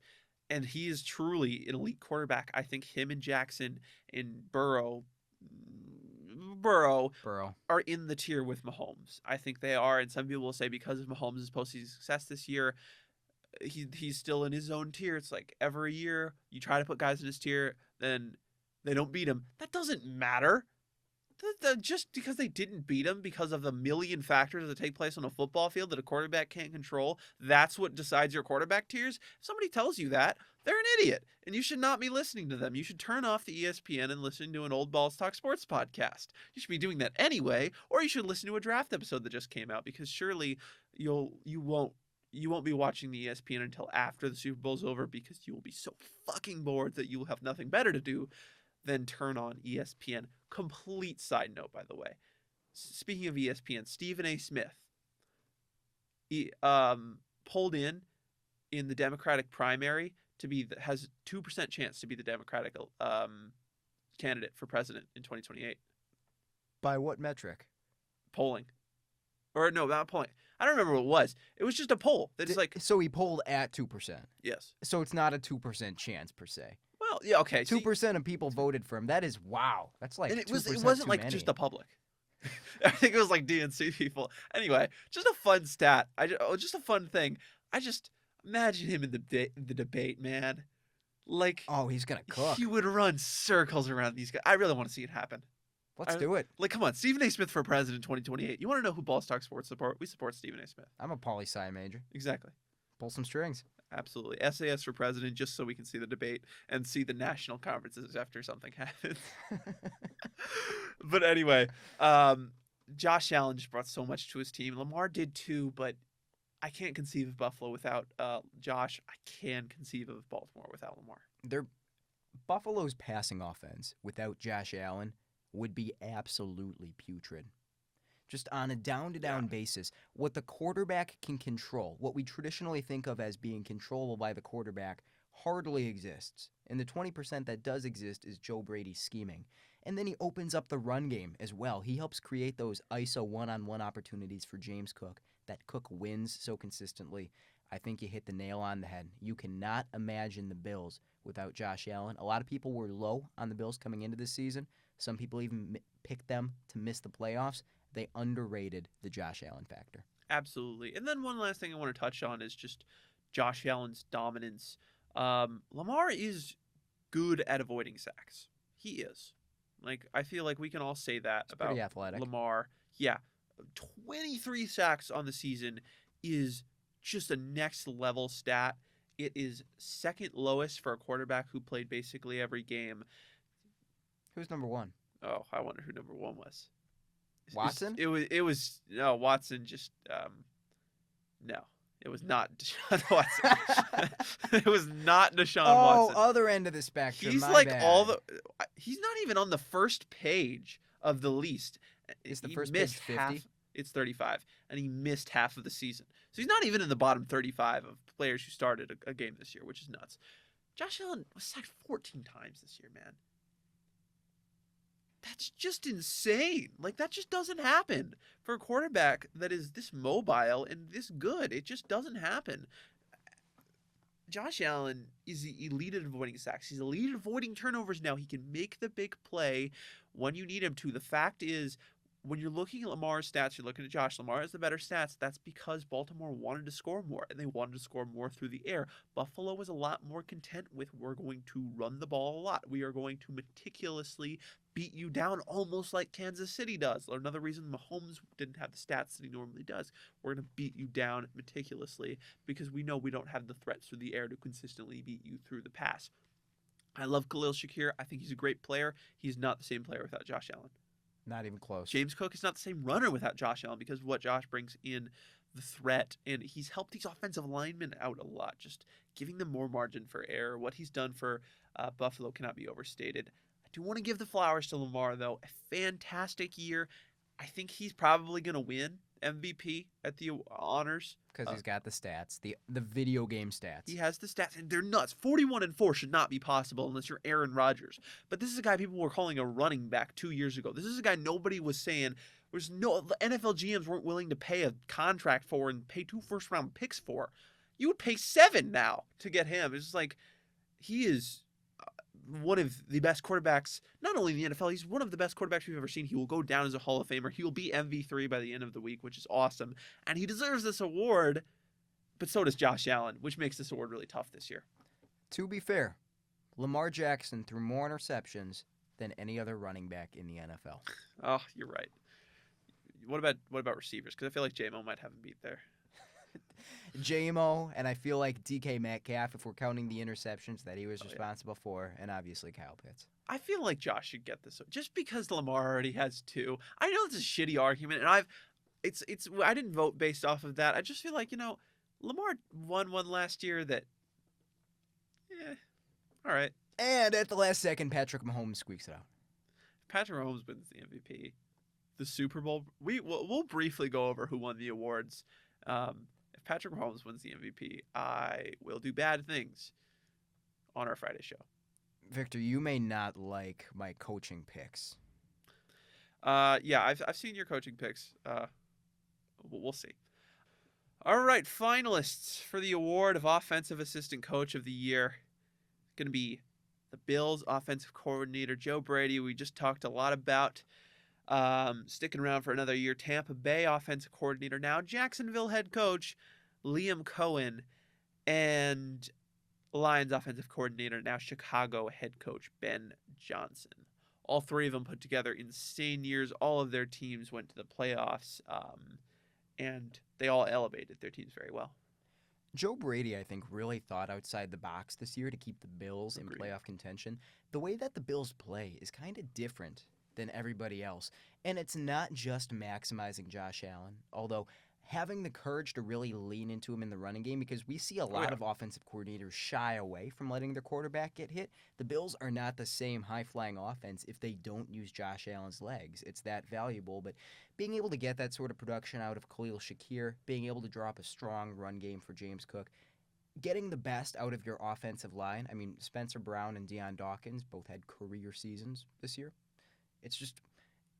It's a really exceptional type of offense that I think a lot of people didn't expect heading into the season. And for that reason, I think that he deserves to be a candidate. I certainly do. He was not my number one vote. Tell me what you think. He was not my number one vote either. He was not my number two vote. We both voted him 3, and that's fair. He was not. But I really like what you said. You mentioned offensive line. Because when we talk about offensive coordinators, most of the time we're talking about how well they scheme up the pass plays. Big part of that, though, is how do we protect our quarterback? How do we what are our blitz pickups? What are we doing on the offensive line to keep Josh Allen clean? And Joe Brady did a fantastic job of that. That can make or break an offensive coordinator. I talk shit on Slowick a lot. I think he's a decent offensive mind as far as just scheming up what he calls. As for the run game's not great, but through the air, I like what I saw this year. But he was unable to put together a decent offensive line game plan for good defensive lines, and pick up pressure and adjust to what he saw. There was nobody better. There's very few people better than Joe Brady this year at adjusting to what the defense was throwing at him and changing your game plan. Okay, well they've got this guy that's we're having a tight end picking up this blitz. We're seeing a lot. That's not working. Let's shift our call on that. When we're seeing this, when we're reading this out, we're gonna go with this. This is your first job. You know what I mean? And how he's maximized Josh Allen's ability to escape the pocket, and while also being so good at maneuvering the pocket, he's another big reason as to why Josh Allen was kept clean a lot and why that sack number was so low. A big part of, you mentioned their ability to scheme up pass plays. That's what we think of as offensive coordination. And a lot of that is getting the football in the right person's hands. That's kind of not the way that the Bills operate. I mean, they spread the ball around. It's very game plan. It's very it's very matchup dependent. They don't force the ball to Amari Cooper, who they traded in midway through the year. They don't force the ball to Keon Coleman most of the time. They don't force the ball to Dalton Kincaid. They don't force the ball to any one player. They let the game kind of come to them. I do think that kind of cost them against the Chiefs. However, the Chiefs are an exceptional defense. We're going to get to Steve Spagnuolo. They wanted Josh Allen to be the one who had the football in the big moments, and I think that's a commendable strategy. Just landed on the wrong side of variance for him. Yeah, I think Cohen. The only reason he's not the only reason, but it's conceivable that if he didn't throw that fade on 3rd and goal, that he would be up there with them. It's conceivable. I hated that so much. So bad. That single-handedly knocked Cohen down. Or excuse me, that single-handedly knocked him down. Yeah, that was awful. But you want to talk about the actual pass game, what he's doing, scheme for receivers open.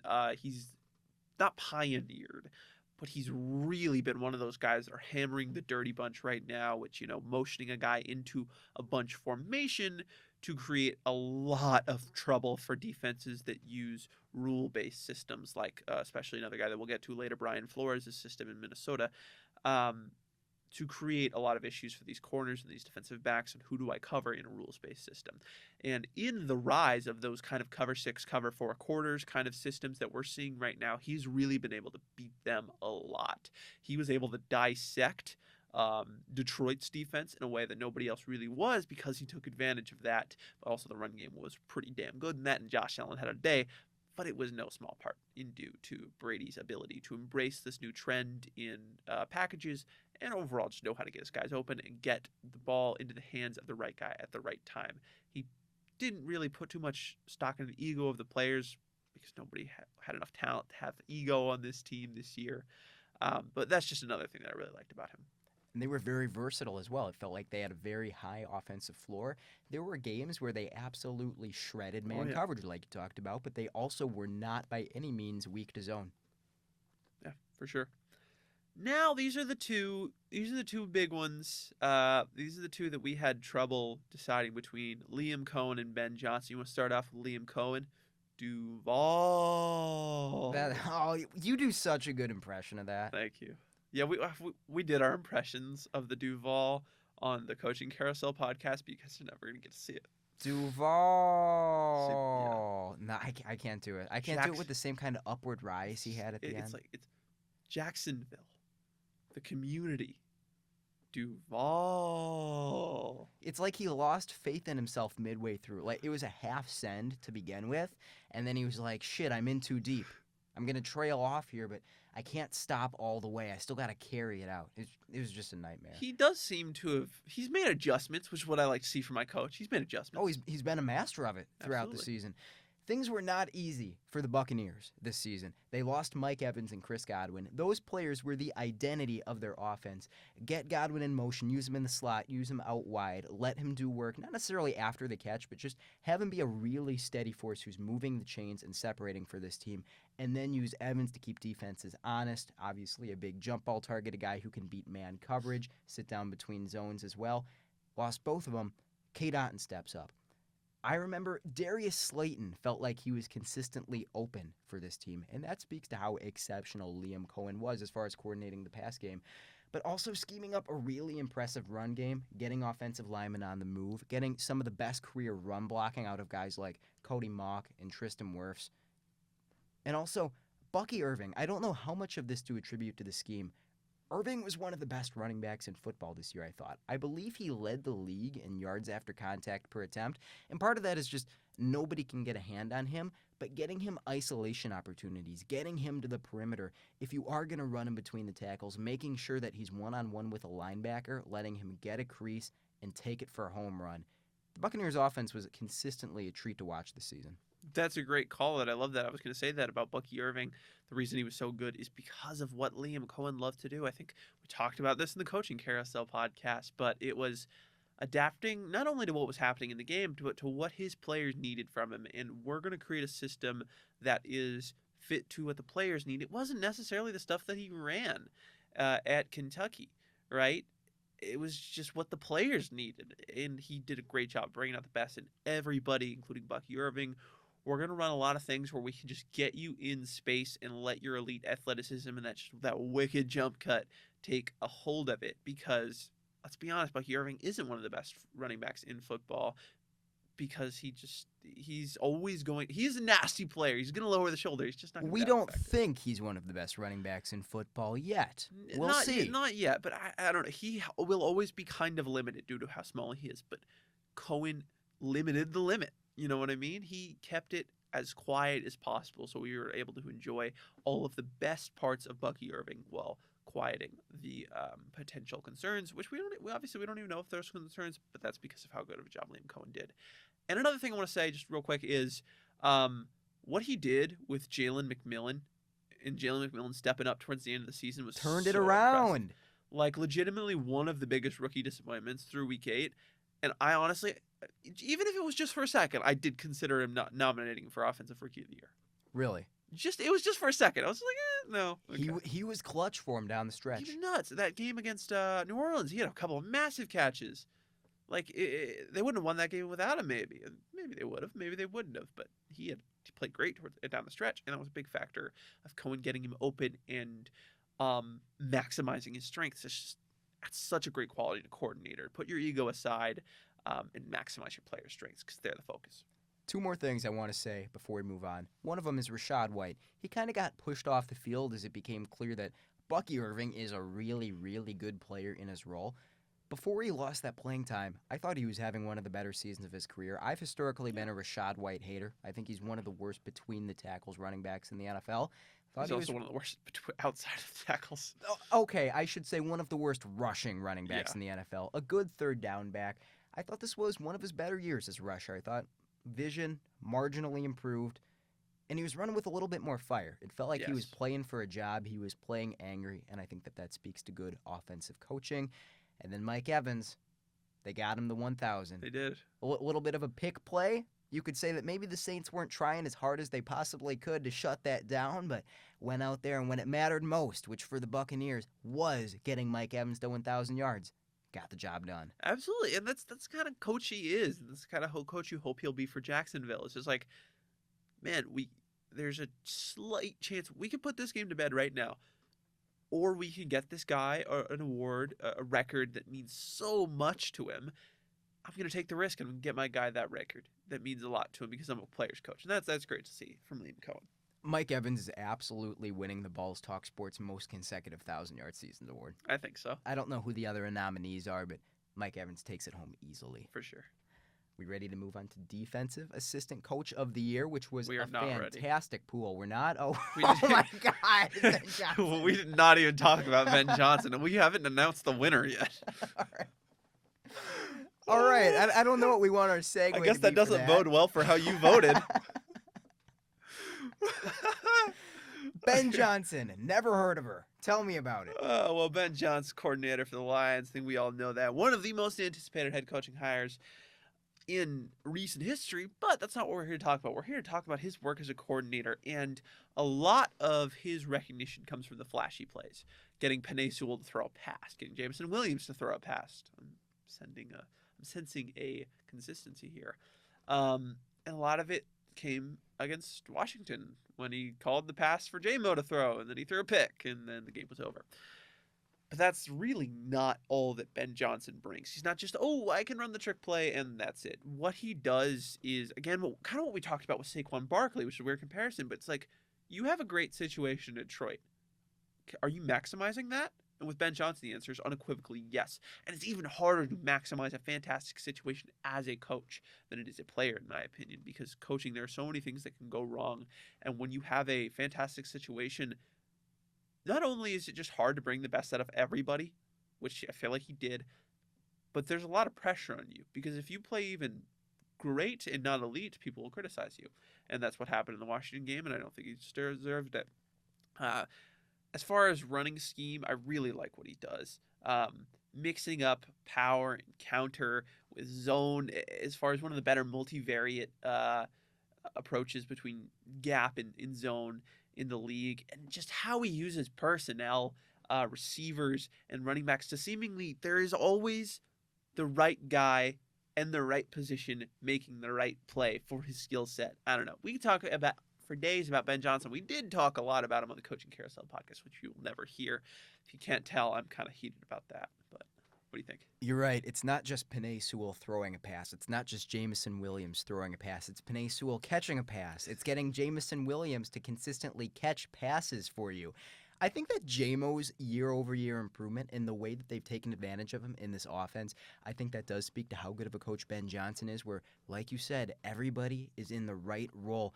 Their run game, I love the way that they use counter and the way that they use their heavy personnel, and that's what people know the Lions for, that they're going to punch you in the mouth. But they do really good stuff with zone, and they're exceedingly well coached in zone, to the point where Jahmyr Gibbs, I think, has more yards before contact than any running back in the NFL. Obviously, we saw him get burned on doing the COTY stuff with Jameson Williams. But the fact is, this is the best down-to-down offense in the NFL.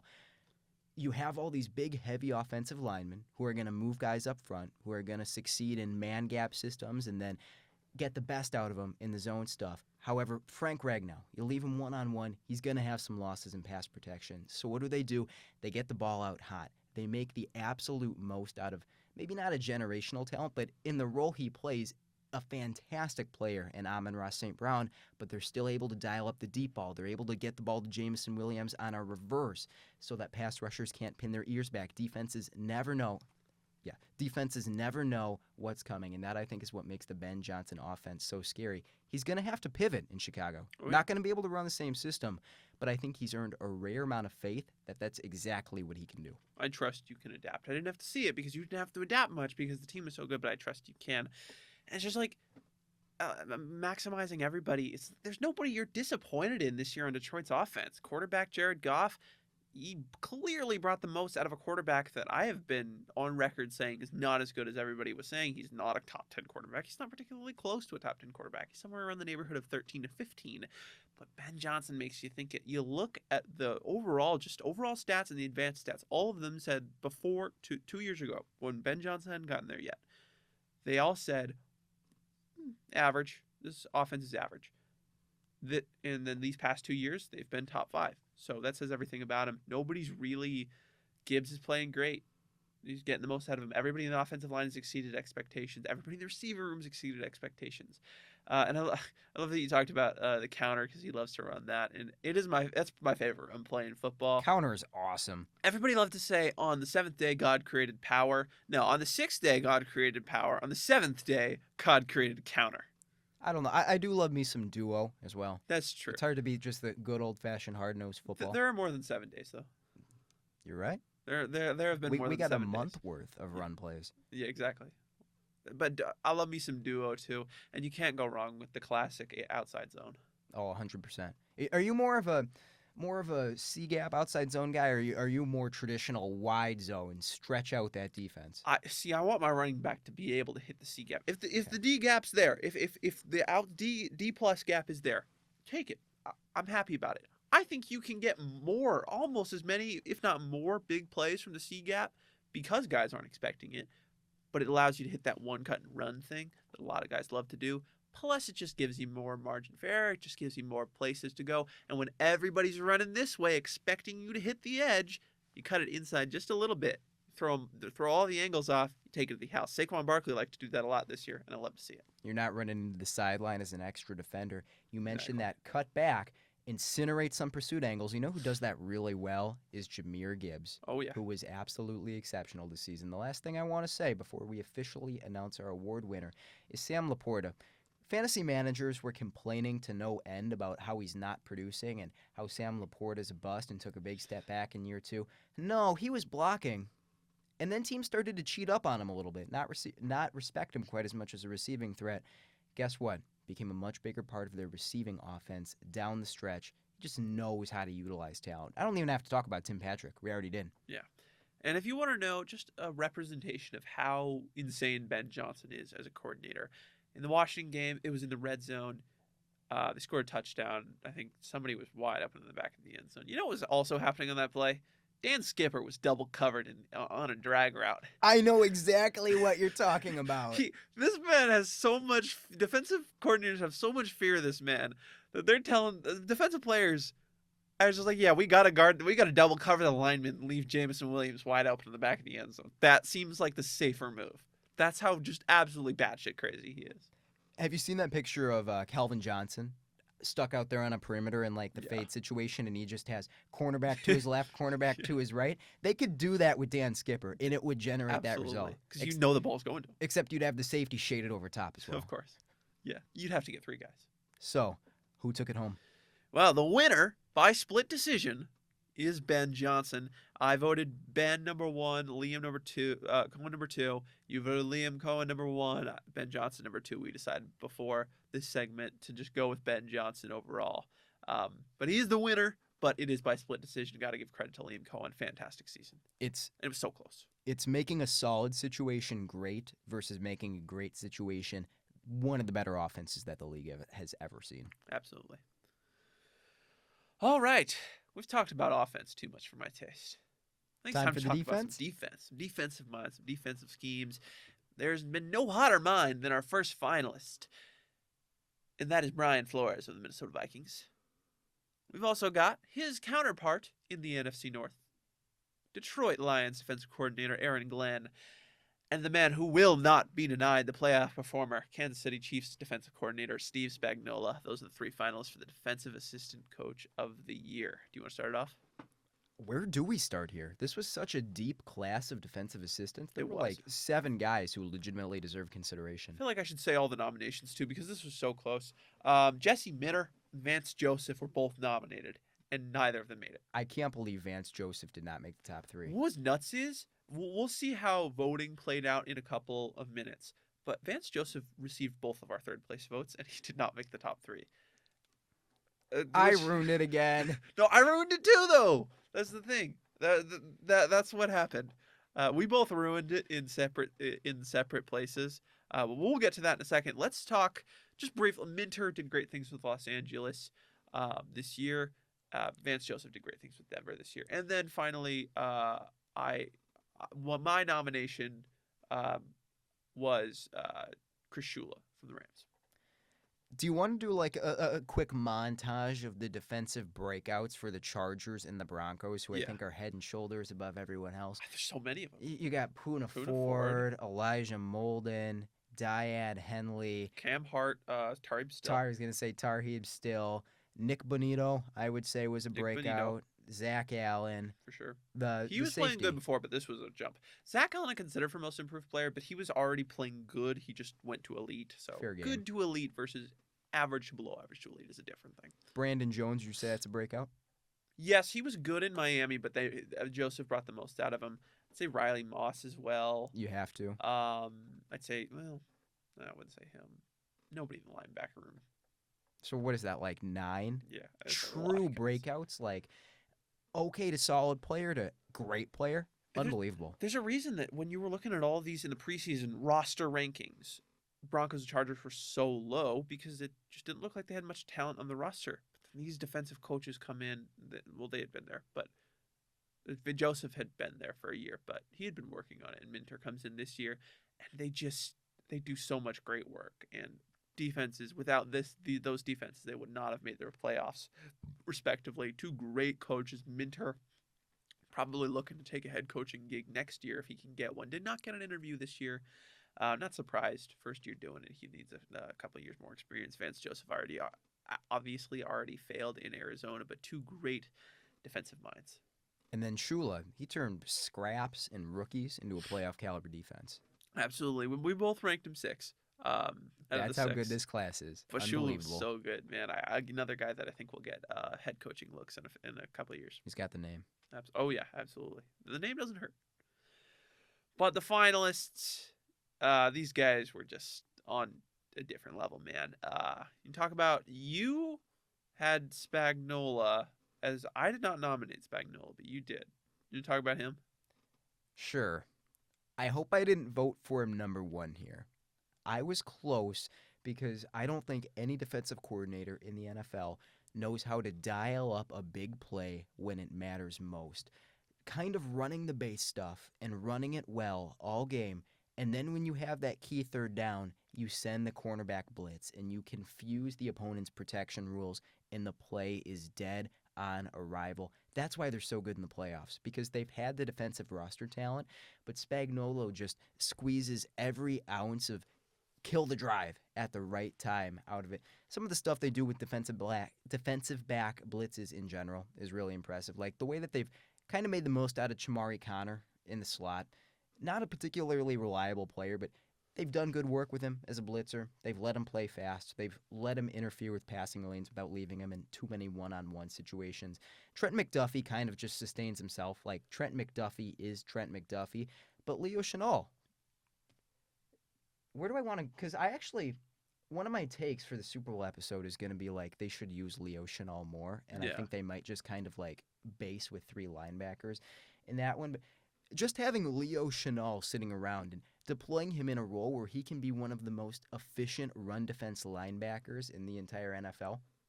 There's a reason that casual NFL fans know who Steve Spagnuolo is. Right play at the right time, but you never have to hear bad things about the Chiefs' defense. They never have a bad season. It feels like they so sparsely have a bad game.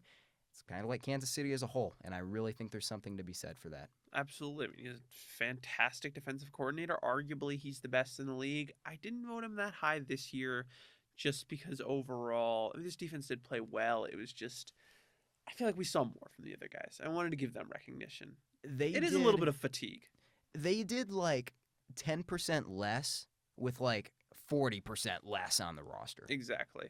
And Spagnuolo is working with a lot of talent, but also there is something to be said for him developing that talent and him putting those guys into that position, especially with those linebackers. I love Leo Chenal, love Nick Bolton. I don't think they're as good as the stats say they are sometimes. I think Spagnuolo, especially with the front seven, he's just so good with scheming them up pressure, scheming them up stats, production, just putting them in the best positions, and it's just so impressive to watch.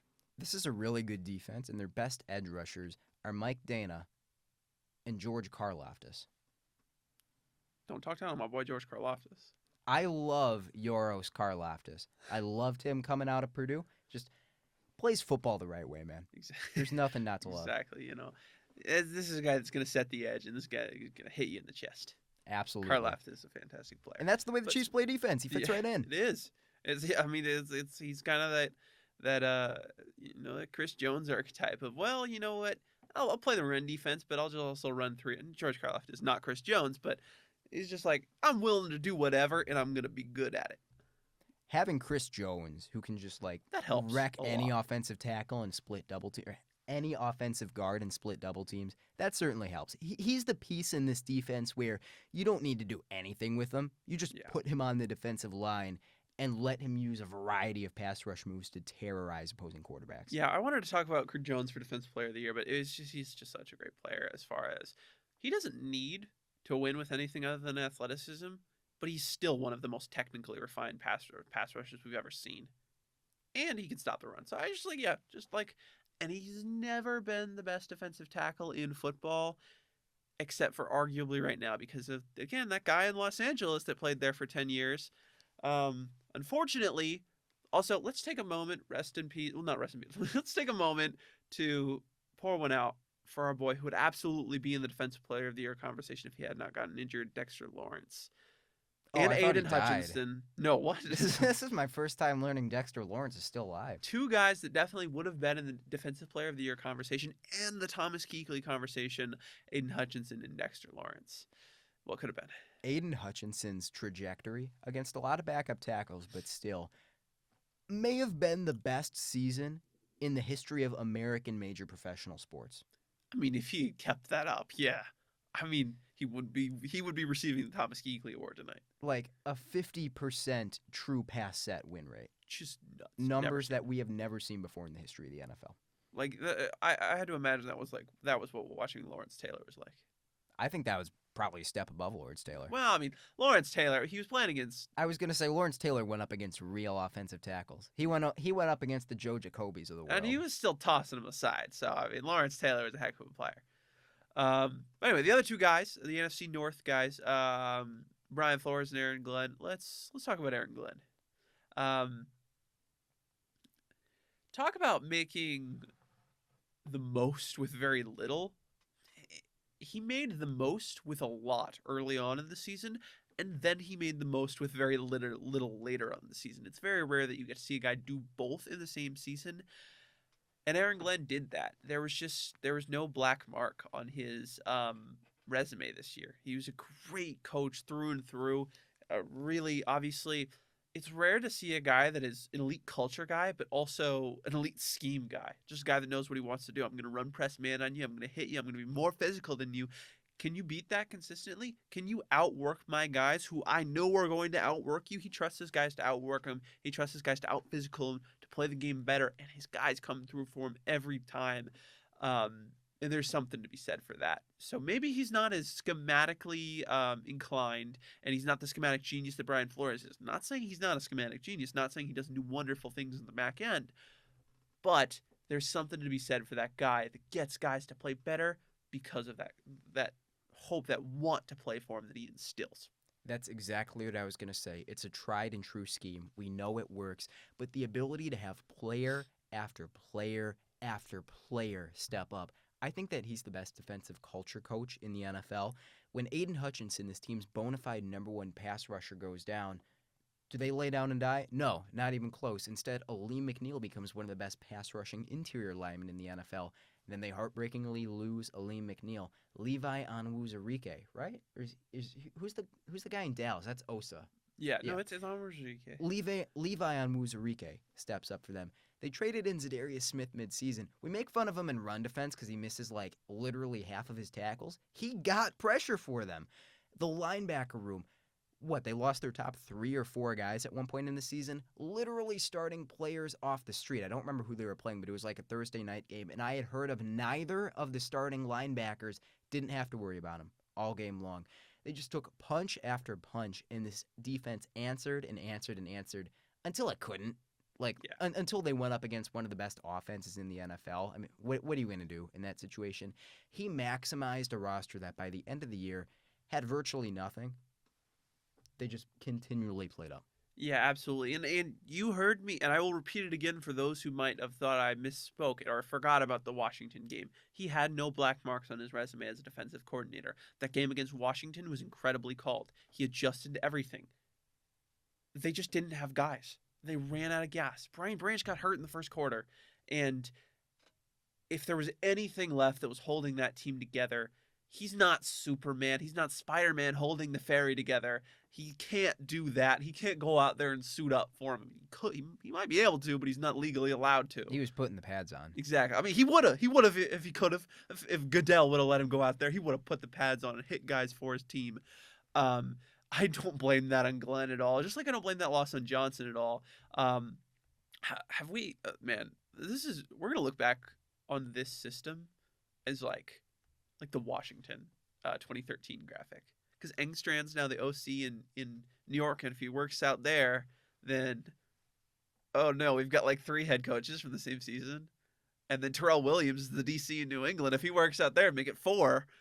I don't know. There's a lot of possibilities with this class, with this coaching staff. But Glenn, he was a star in a sea of stars, but he's still shown the brightest out of all the coaches. Not to spoil the coach of the year, but the fact that Detroit was so well coached on both sides of the ball is a big reason I didn't vote for Dan Campbell. Because even as a Packers fan, I wanted to vote for Dan Campbell. Like, how can you not? Yeah. It's just, man, it's hard to separate these guys' contributions from one another because the talent in the coaching pool runs so deep there. Absolutely. It was incredible to see. But Moment of truth?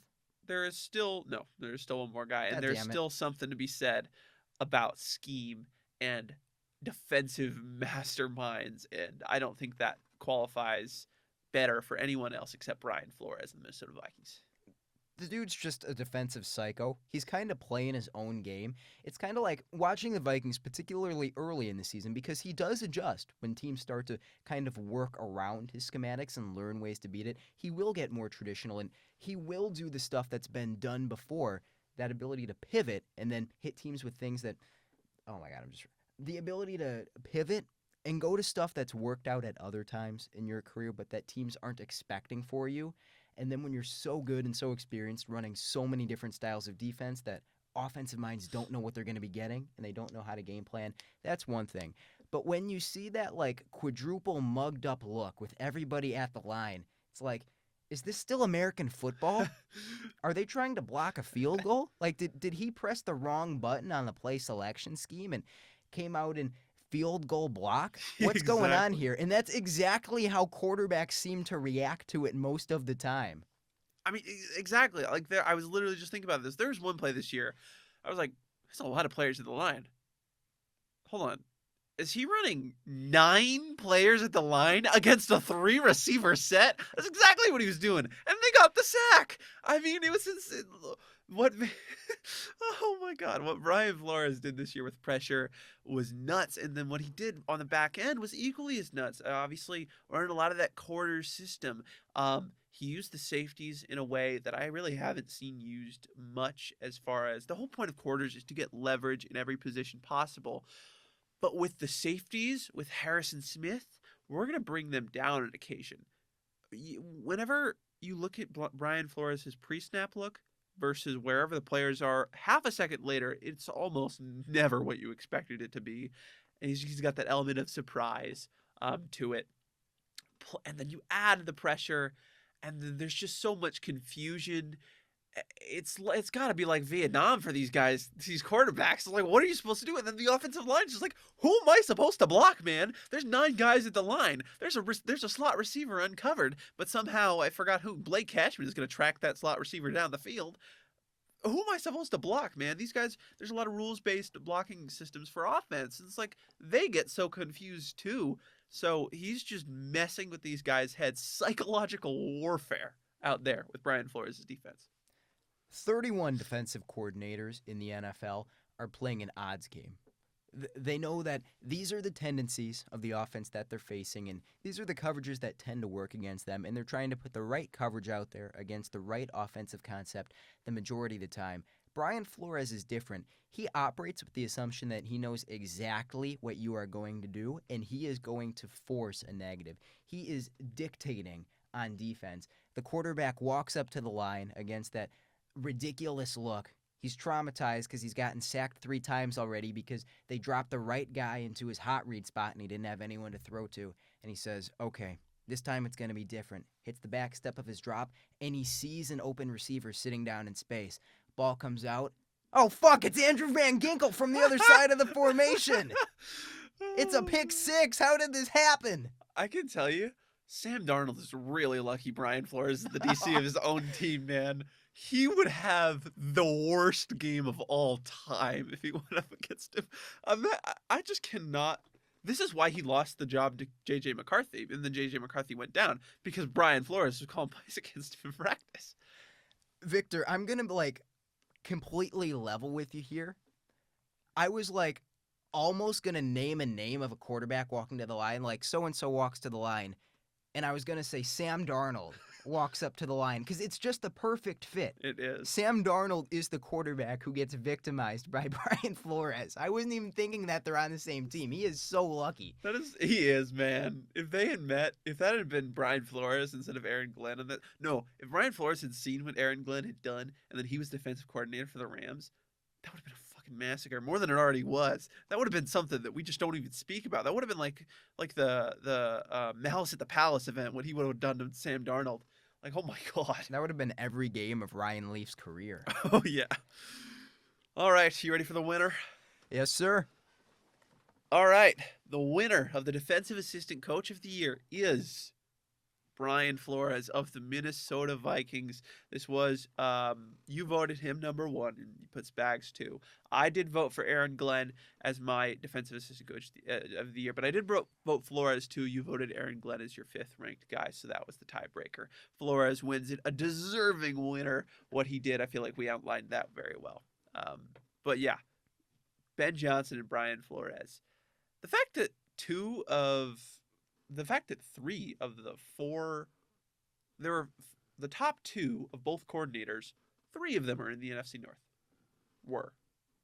Now only one of them is.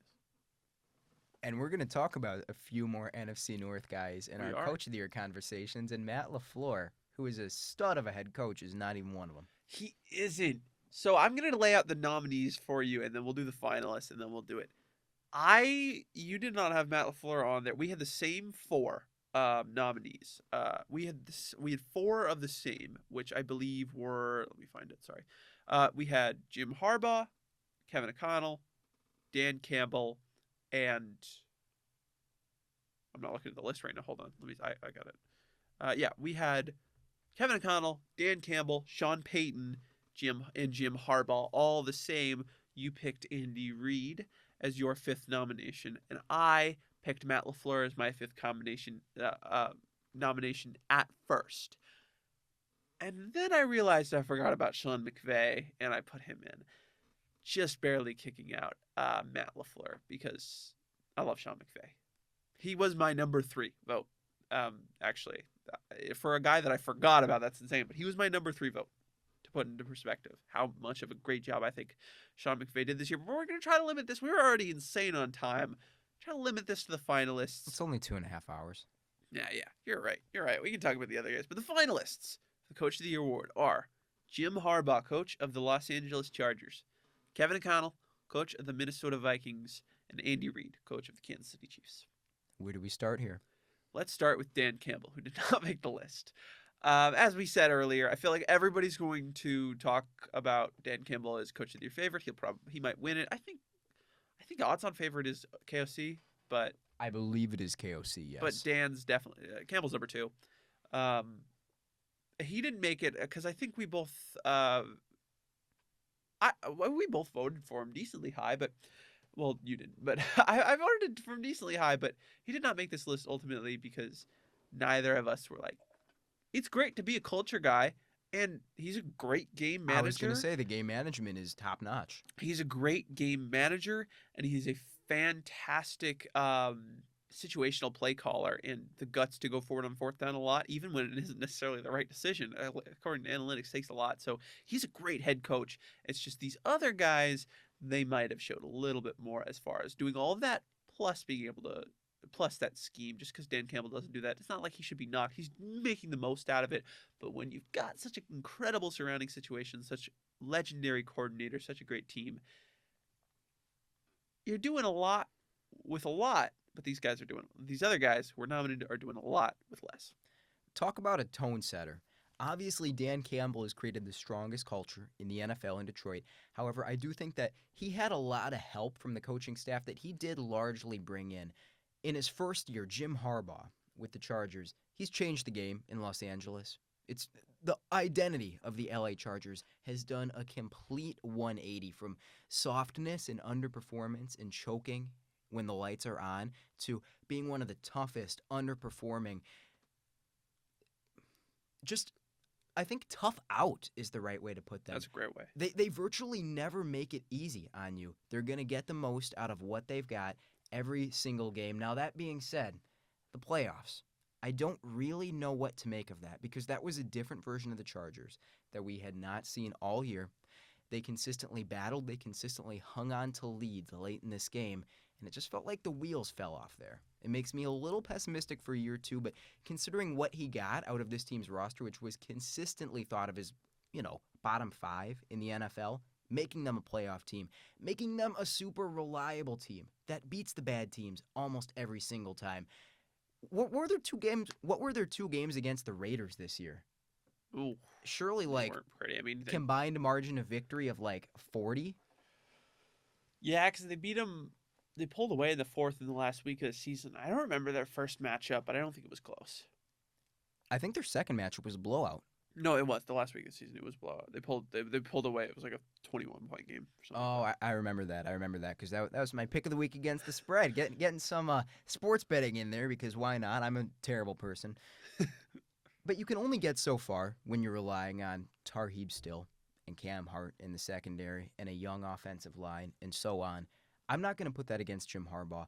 You got to control the controllables as a coach. And I think he did it better than maybe any other HC in the NFL. Yeah, I agree. He's just building that culture there and just making it a functional team. We're not going to make mistakes is such an important thing.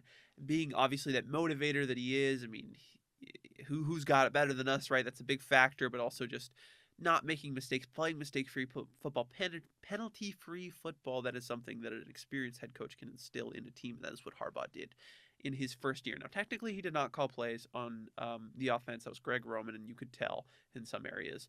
Like, let's see, 4th and 2. Let me call a fucking pick play to the flat and throw it short of the sticks to Josh Palmer. Oh, no, it wasn't Josh Palmer. Somebody stupid. I think it was Darius Davis. Let's call a pick play short of the sticks on 4th and 2 to Darius Davis. Surely that'll work. You can tell Jim Harbaugh was not the guy who called that play, but he did have heavy influence on how this offense was run. Harbaugh would have called it to Stone Smart. Oh, yeah. No, he'd have gone to the tight end. Yeah, he would have gone a wildcat with Stone Smart. Just give him why even give Justin Herbert the ball? Give him the ball straightforward. The fact that we're even talking about plays being designed for these types of players speaks to how much the Chargers overperformed. Think about the conversations about this team's receiver room. It's Ladd McConkey, who you drafted, with pick 33? Yeah. We're looking at that as their bona fide number 1 option, and he looks like a fantastic player out there. He's a great player. They're bringing up the play call screen in Madden, and it's like you can call plays for players. Darius Davis has a slider bar there. And this is a team that made the playoffs. Yeah, it was insane. And I love what he's doing as well. Like, let's put an emphasis on the trenches and winning the game through there, because that provides more consistency for your team, and that's why they're such a tough out, because they are so able to control the trenches and make it so hard for you in the trenches. When it's hard in the trenches, it's going to be a hard game. That dictates the game, and Harbaugh understands that, and that's how he's coached up this team. How this offensive line has performed is a great reflection of him. I'm not going to. I refuse to give any credit to Greg Roman. I just refuse to, as a matter of principle, even if he deserves some. Just for that play, period. Just for that play, I refuse to give him credit. But Harbaugh deserves a lot of credit for that.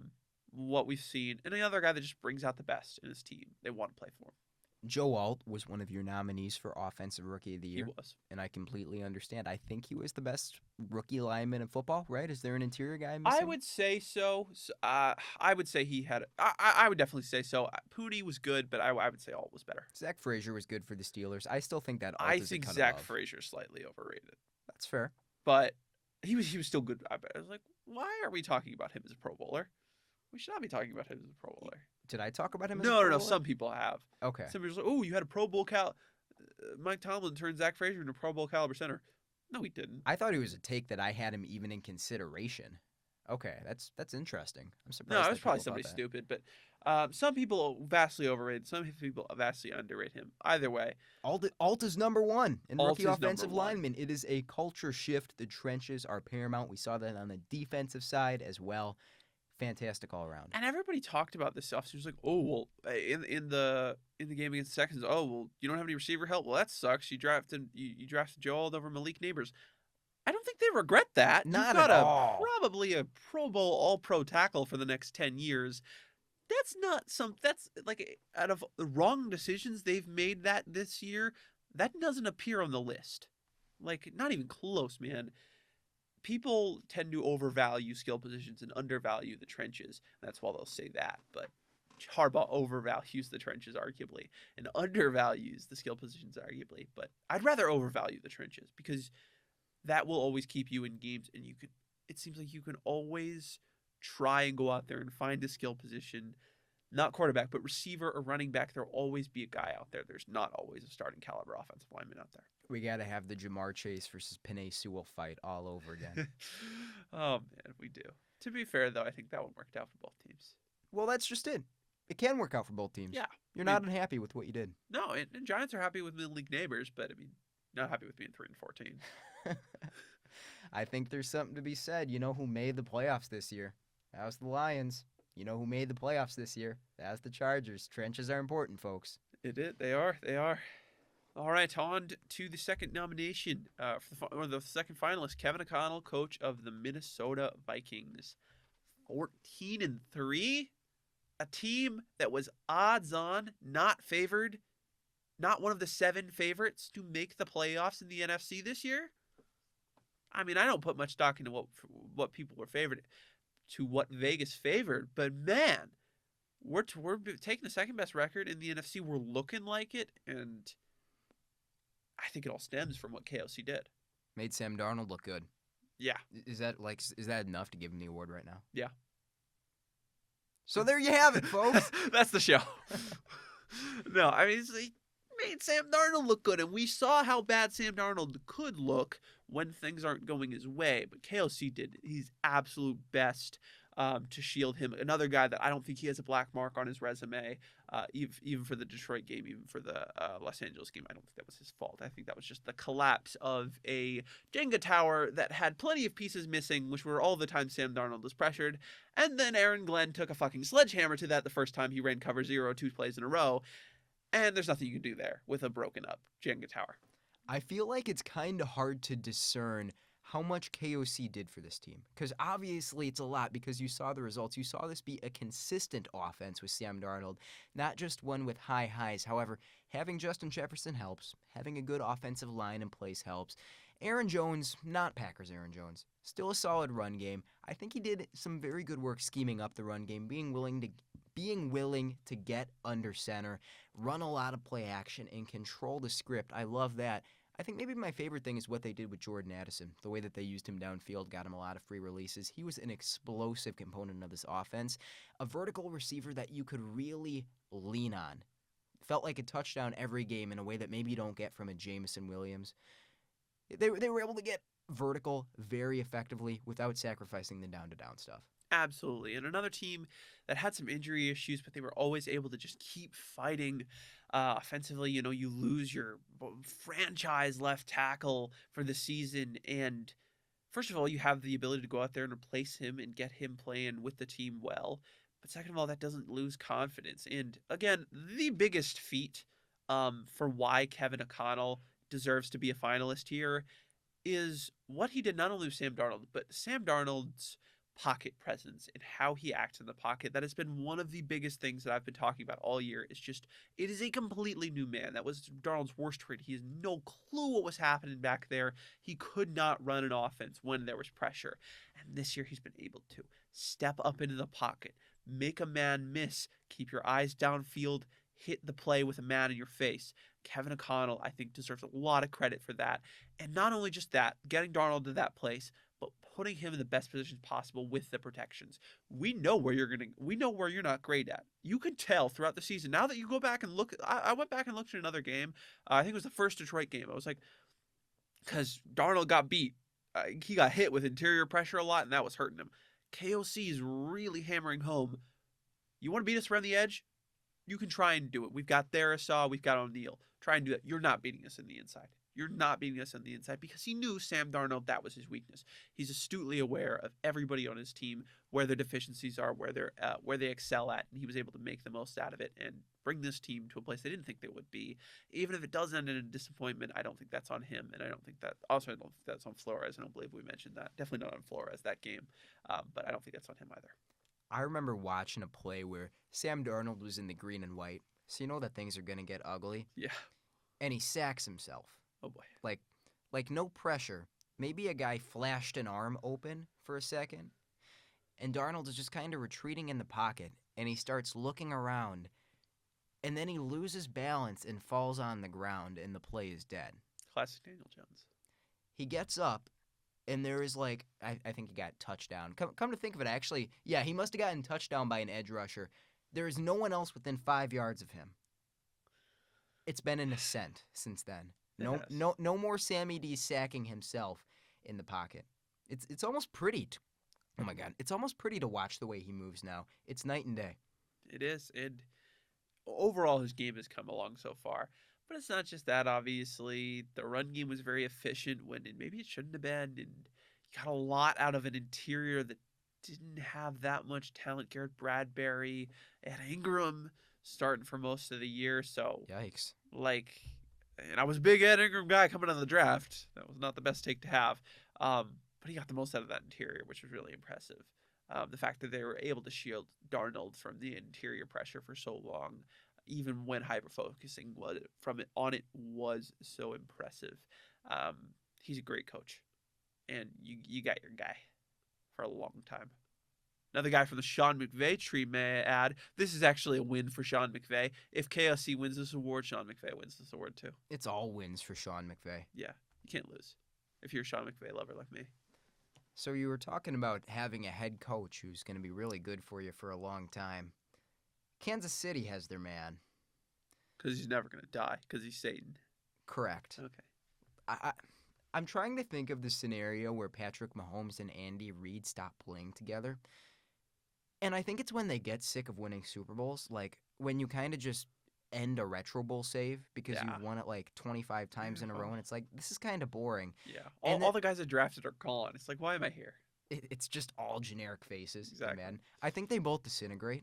Yeah. I don't think that their physical forms die. I think they cease to exist. They attain nirvana. I think what happens is Andy Reid's at his retirement press conference. I'll see y'all later. Takes out a cheeseburger, eats it fully. Then Patrick Mahomes comes up, hugs him, and then they both disintegrate. And then, Patrick Mahomes' kids are kind of disappointed, but he doesn't care about them. He's already sacrificed them for his 17th straight Super Bowl. That being said, I think he schemes up offense really well. That's number 3 on his list of skills up there with, I assume, telepathy and being able to communicate with aliens. Yeah, and bring the worst out of human beings. Correct, yes. Patrick Mahomes is number 1 in the NFL in average separation per attempt. And that is with not even Rashee Rice on the field anymore. That is with Xavier Worthy and Hollywood Brown for part of the season. And what's left of Travis Kelce, which is still a pretty good tight end. Still a Hall of Famer. It seems like the game plan should be just press these guys at the line. And the way they use motion, the way that they set picks and get free releases, it's just not an option. There's no button you can press to make the Kansas City Chiefs offense go away. We've all seen they haven't dropped a 30-point stat. I think that's a fake stat. And I think it matters that when it really counts, when they have to put up over 30 because you're playing Buffalo, guess what? Yeah, Their first game of over 30 points. They're just saving it.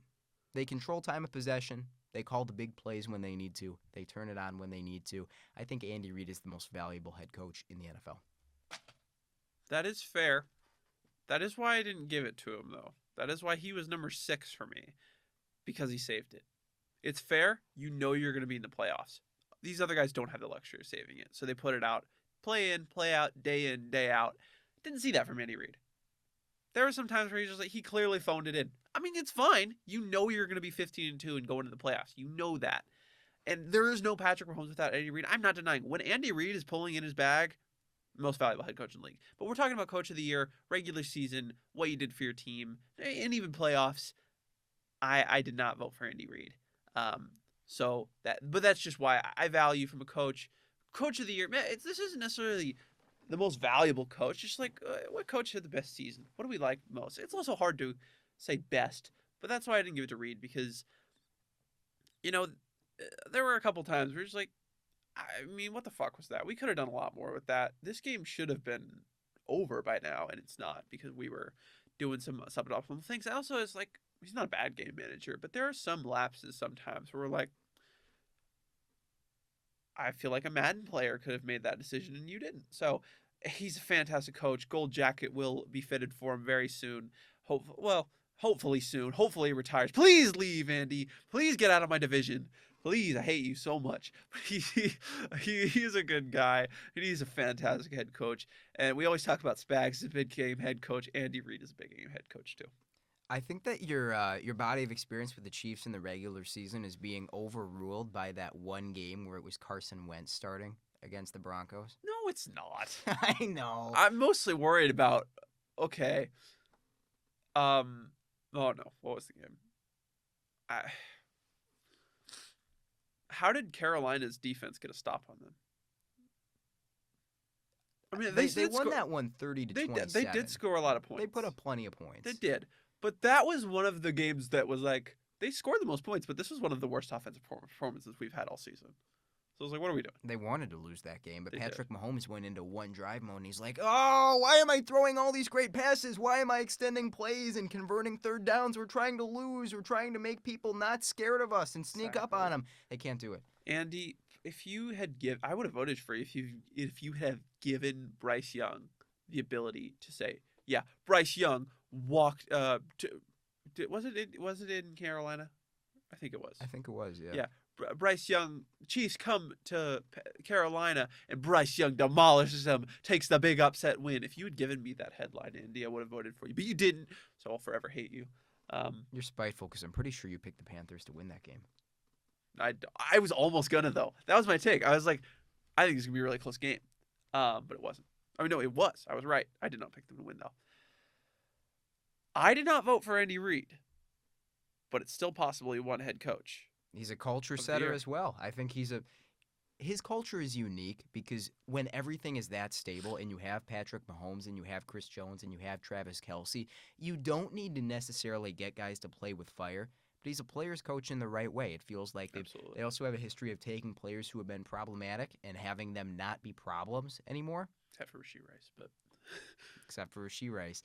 But you know what I mean. There's a reason that they're absolutely in Super Bowl contention every single year. You can't do that without an exceptional culture, and I think he makes that happen. As I said, as when we were talking about Mahomes isn't Mahomes without Reid and Spagnuolo, and Reid's a big part of that. So he's been instrumental in their success. But just because I did not vote for him number one doesn't mean he still can't win, as he is one of the finalists. But the final Balls Talk Sports Award of the day, Coach of the Year. goes to Kevin O'Connell of the Minnesota Vikings. I screwed it up here. I voted Kevin O'Connell number 1. You voted him number 3 or number 2. He was up there for me. He was number 3 or number 2 for you. You voted Andy Reid as your number 1, correct? Correct. I voted him 6. So that is what ended up doing. And you had the higher vote on O'Connell than I did for Reid. And I'm actually not sorry to Kansas City fans or Andy Reid apologists, but I am sorry to you. Fuck you, Kansas City fans. We hate you. Yeah, that is true. You know what? As I'm a well-known Broncos hater, that makes this take very valid that I hate the Kansas City Chiefs. You guys suck. And as somebody who hates the Kansas City Chiefs, I hate the Kansas City Chiefs. You suck. Exactly. Oh, boy. What an episode. 2 hours and 47 minutes. So when this comes My out God. post-production, it'll probably be in the neighborhood of 2.5, maybe 2:25 if you guys are really lucky. 5 less minutes of us babbling on about football. This one was if they a were marathon. lucky, it would be 3 hours. This is also not going to break our record, man. Are we ever going to break that Pro Bowl 2 hours 52 minutes on the dot? you think? Yes. Okay. What draft episode will break that? Recapping our entire draft board down to the undrafted free agents out of Bowling Green. When we do, I don't think I'm going to have that extensive. I'm very scared to see your final draft board. When we do like a final, like our top 100 or top 150 draft board, that could break it. Or when we do, I feel like everybody always breaks it into smaller chunks, like NFC East draft grades, NFC North no. 5 hours of all draft grades in the league. And we regrade last year's draft as well. Absolutely. Well, we should regrade drafts over the summer. I don't know if it should be last year's drafts because I think you need 3 years to really tell about a player. So we should do 2022s. Regrading each draft from the last decade as well. We don't Absolutely. leave the studio for 2 whole days. Absolutely. It'll be the summer, so yeah, fuck our classes. We don't have classes. Exactly. Fuck our jobs. Yeah, we will call in sick. Exactly. We are sick. I am. Just in a different way. Yeah, I'm sick in both And ways, also actually. Victor is literally sick. But it was a great episode either way. Flu game, like you said. Absolutely. It was a great episode. I hope you enjoyed the first annual Balls Talk Award show. And if you thought this was good, you should tune into the Super Bowl predictions next week or on Friday. And then after that, it's the Super Bowl for us because it's draft season. I'm so excited for draft season. So much content is going to be coming your way. But we hope you enjoyed this edition of Balls Talk Sports. Ladies and gentlemen, it's 8:43, which means it's 15 minutes away from my bedtime. As always, stay hard.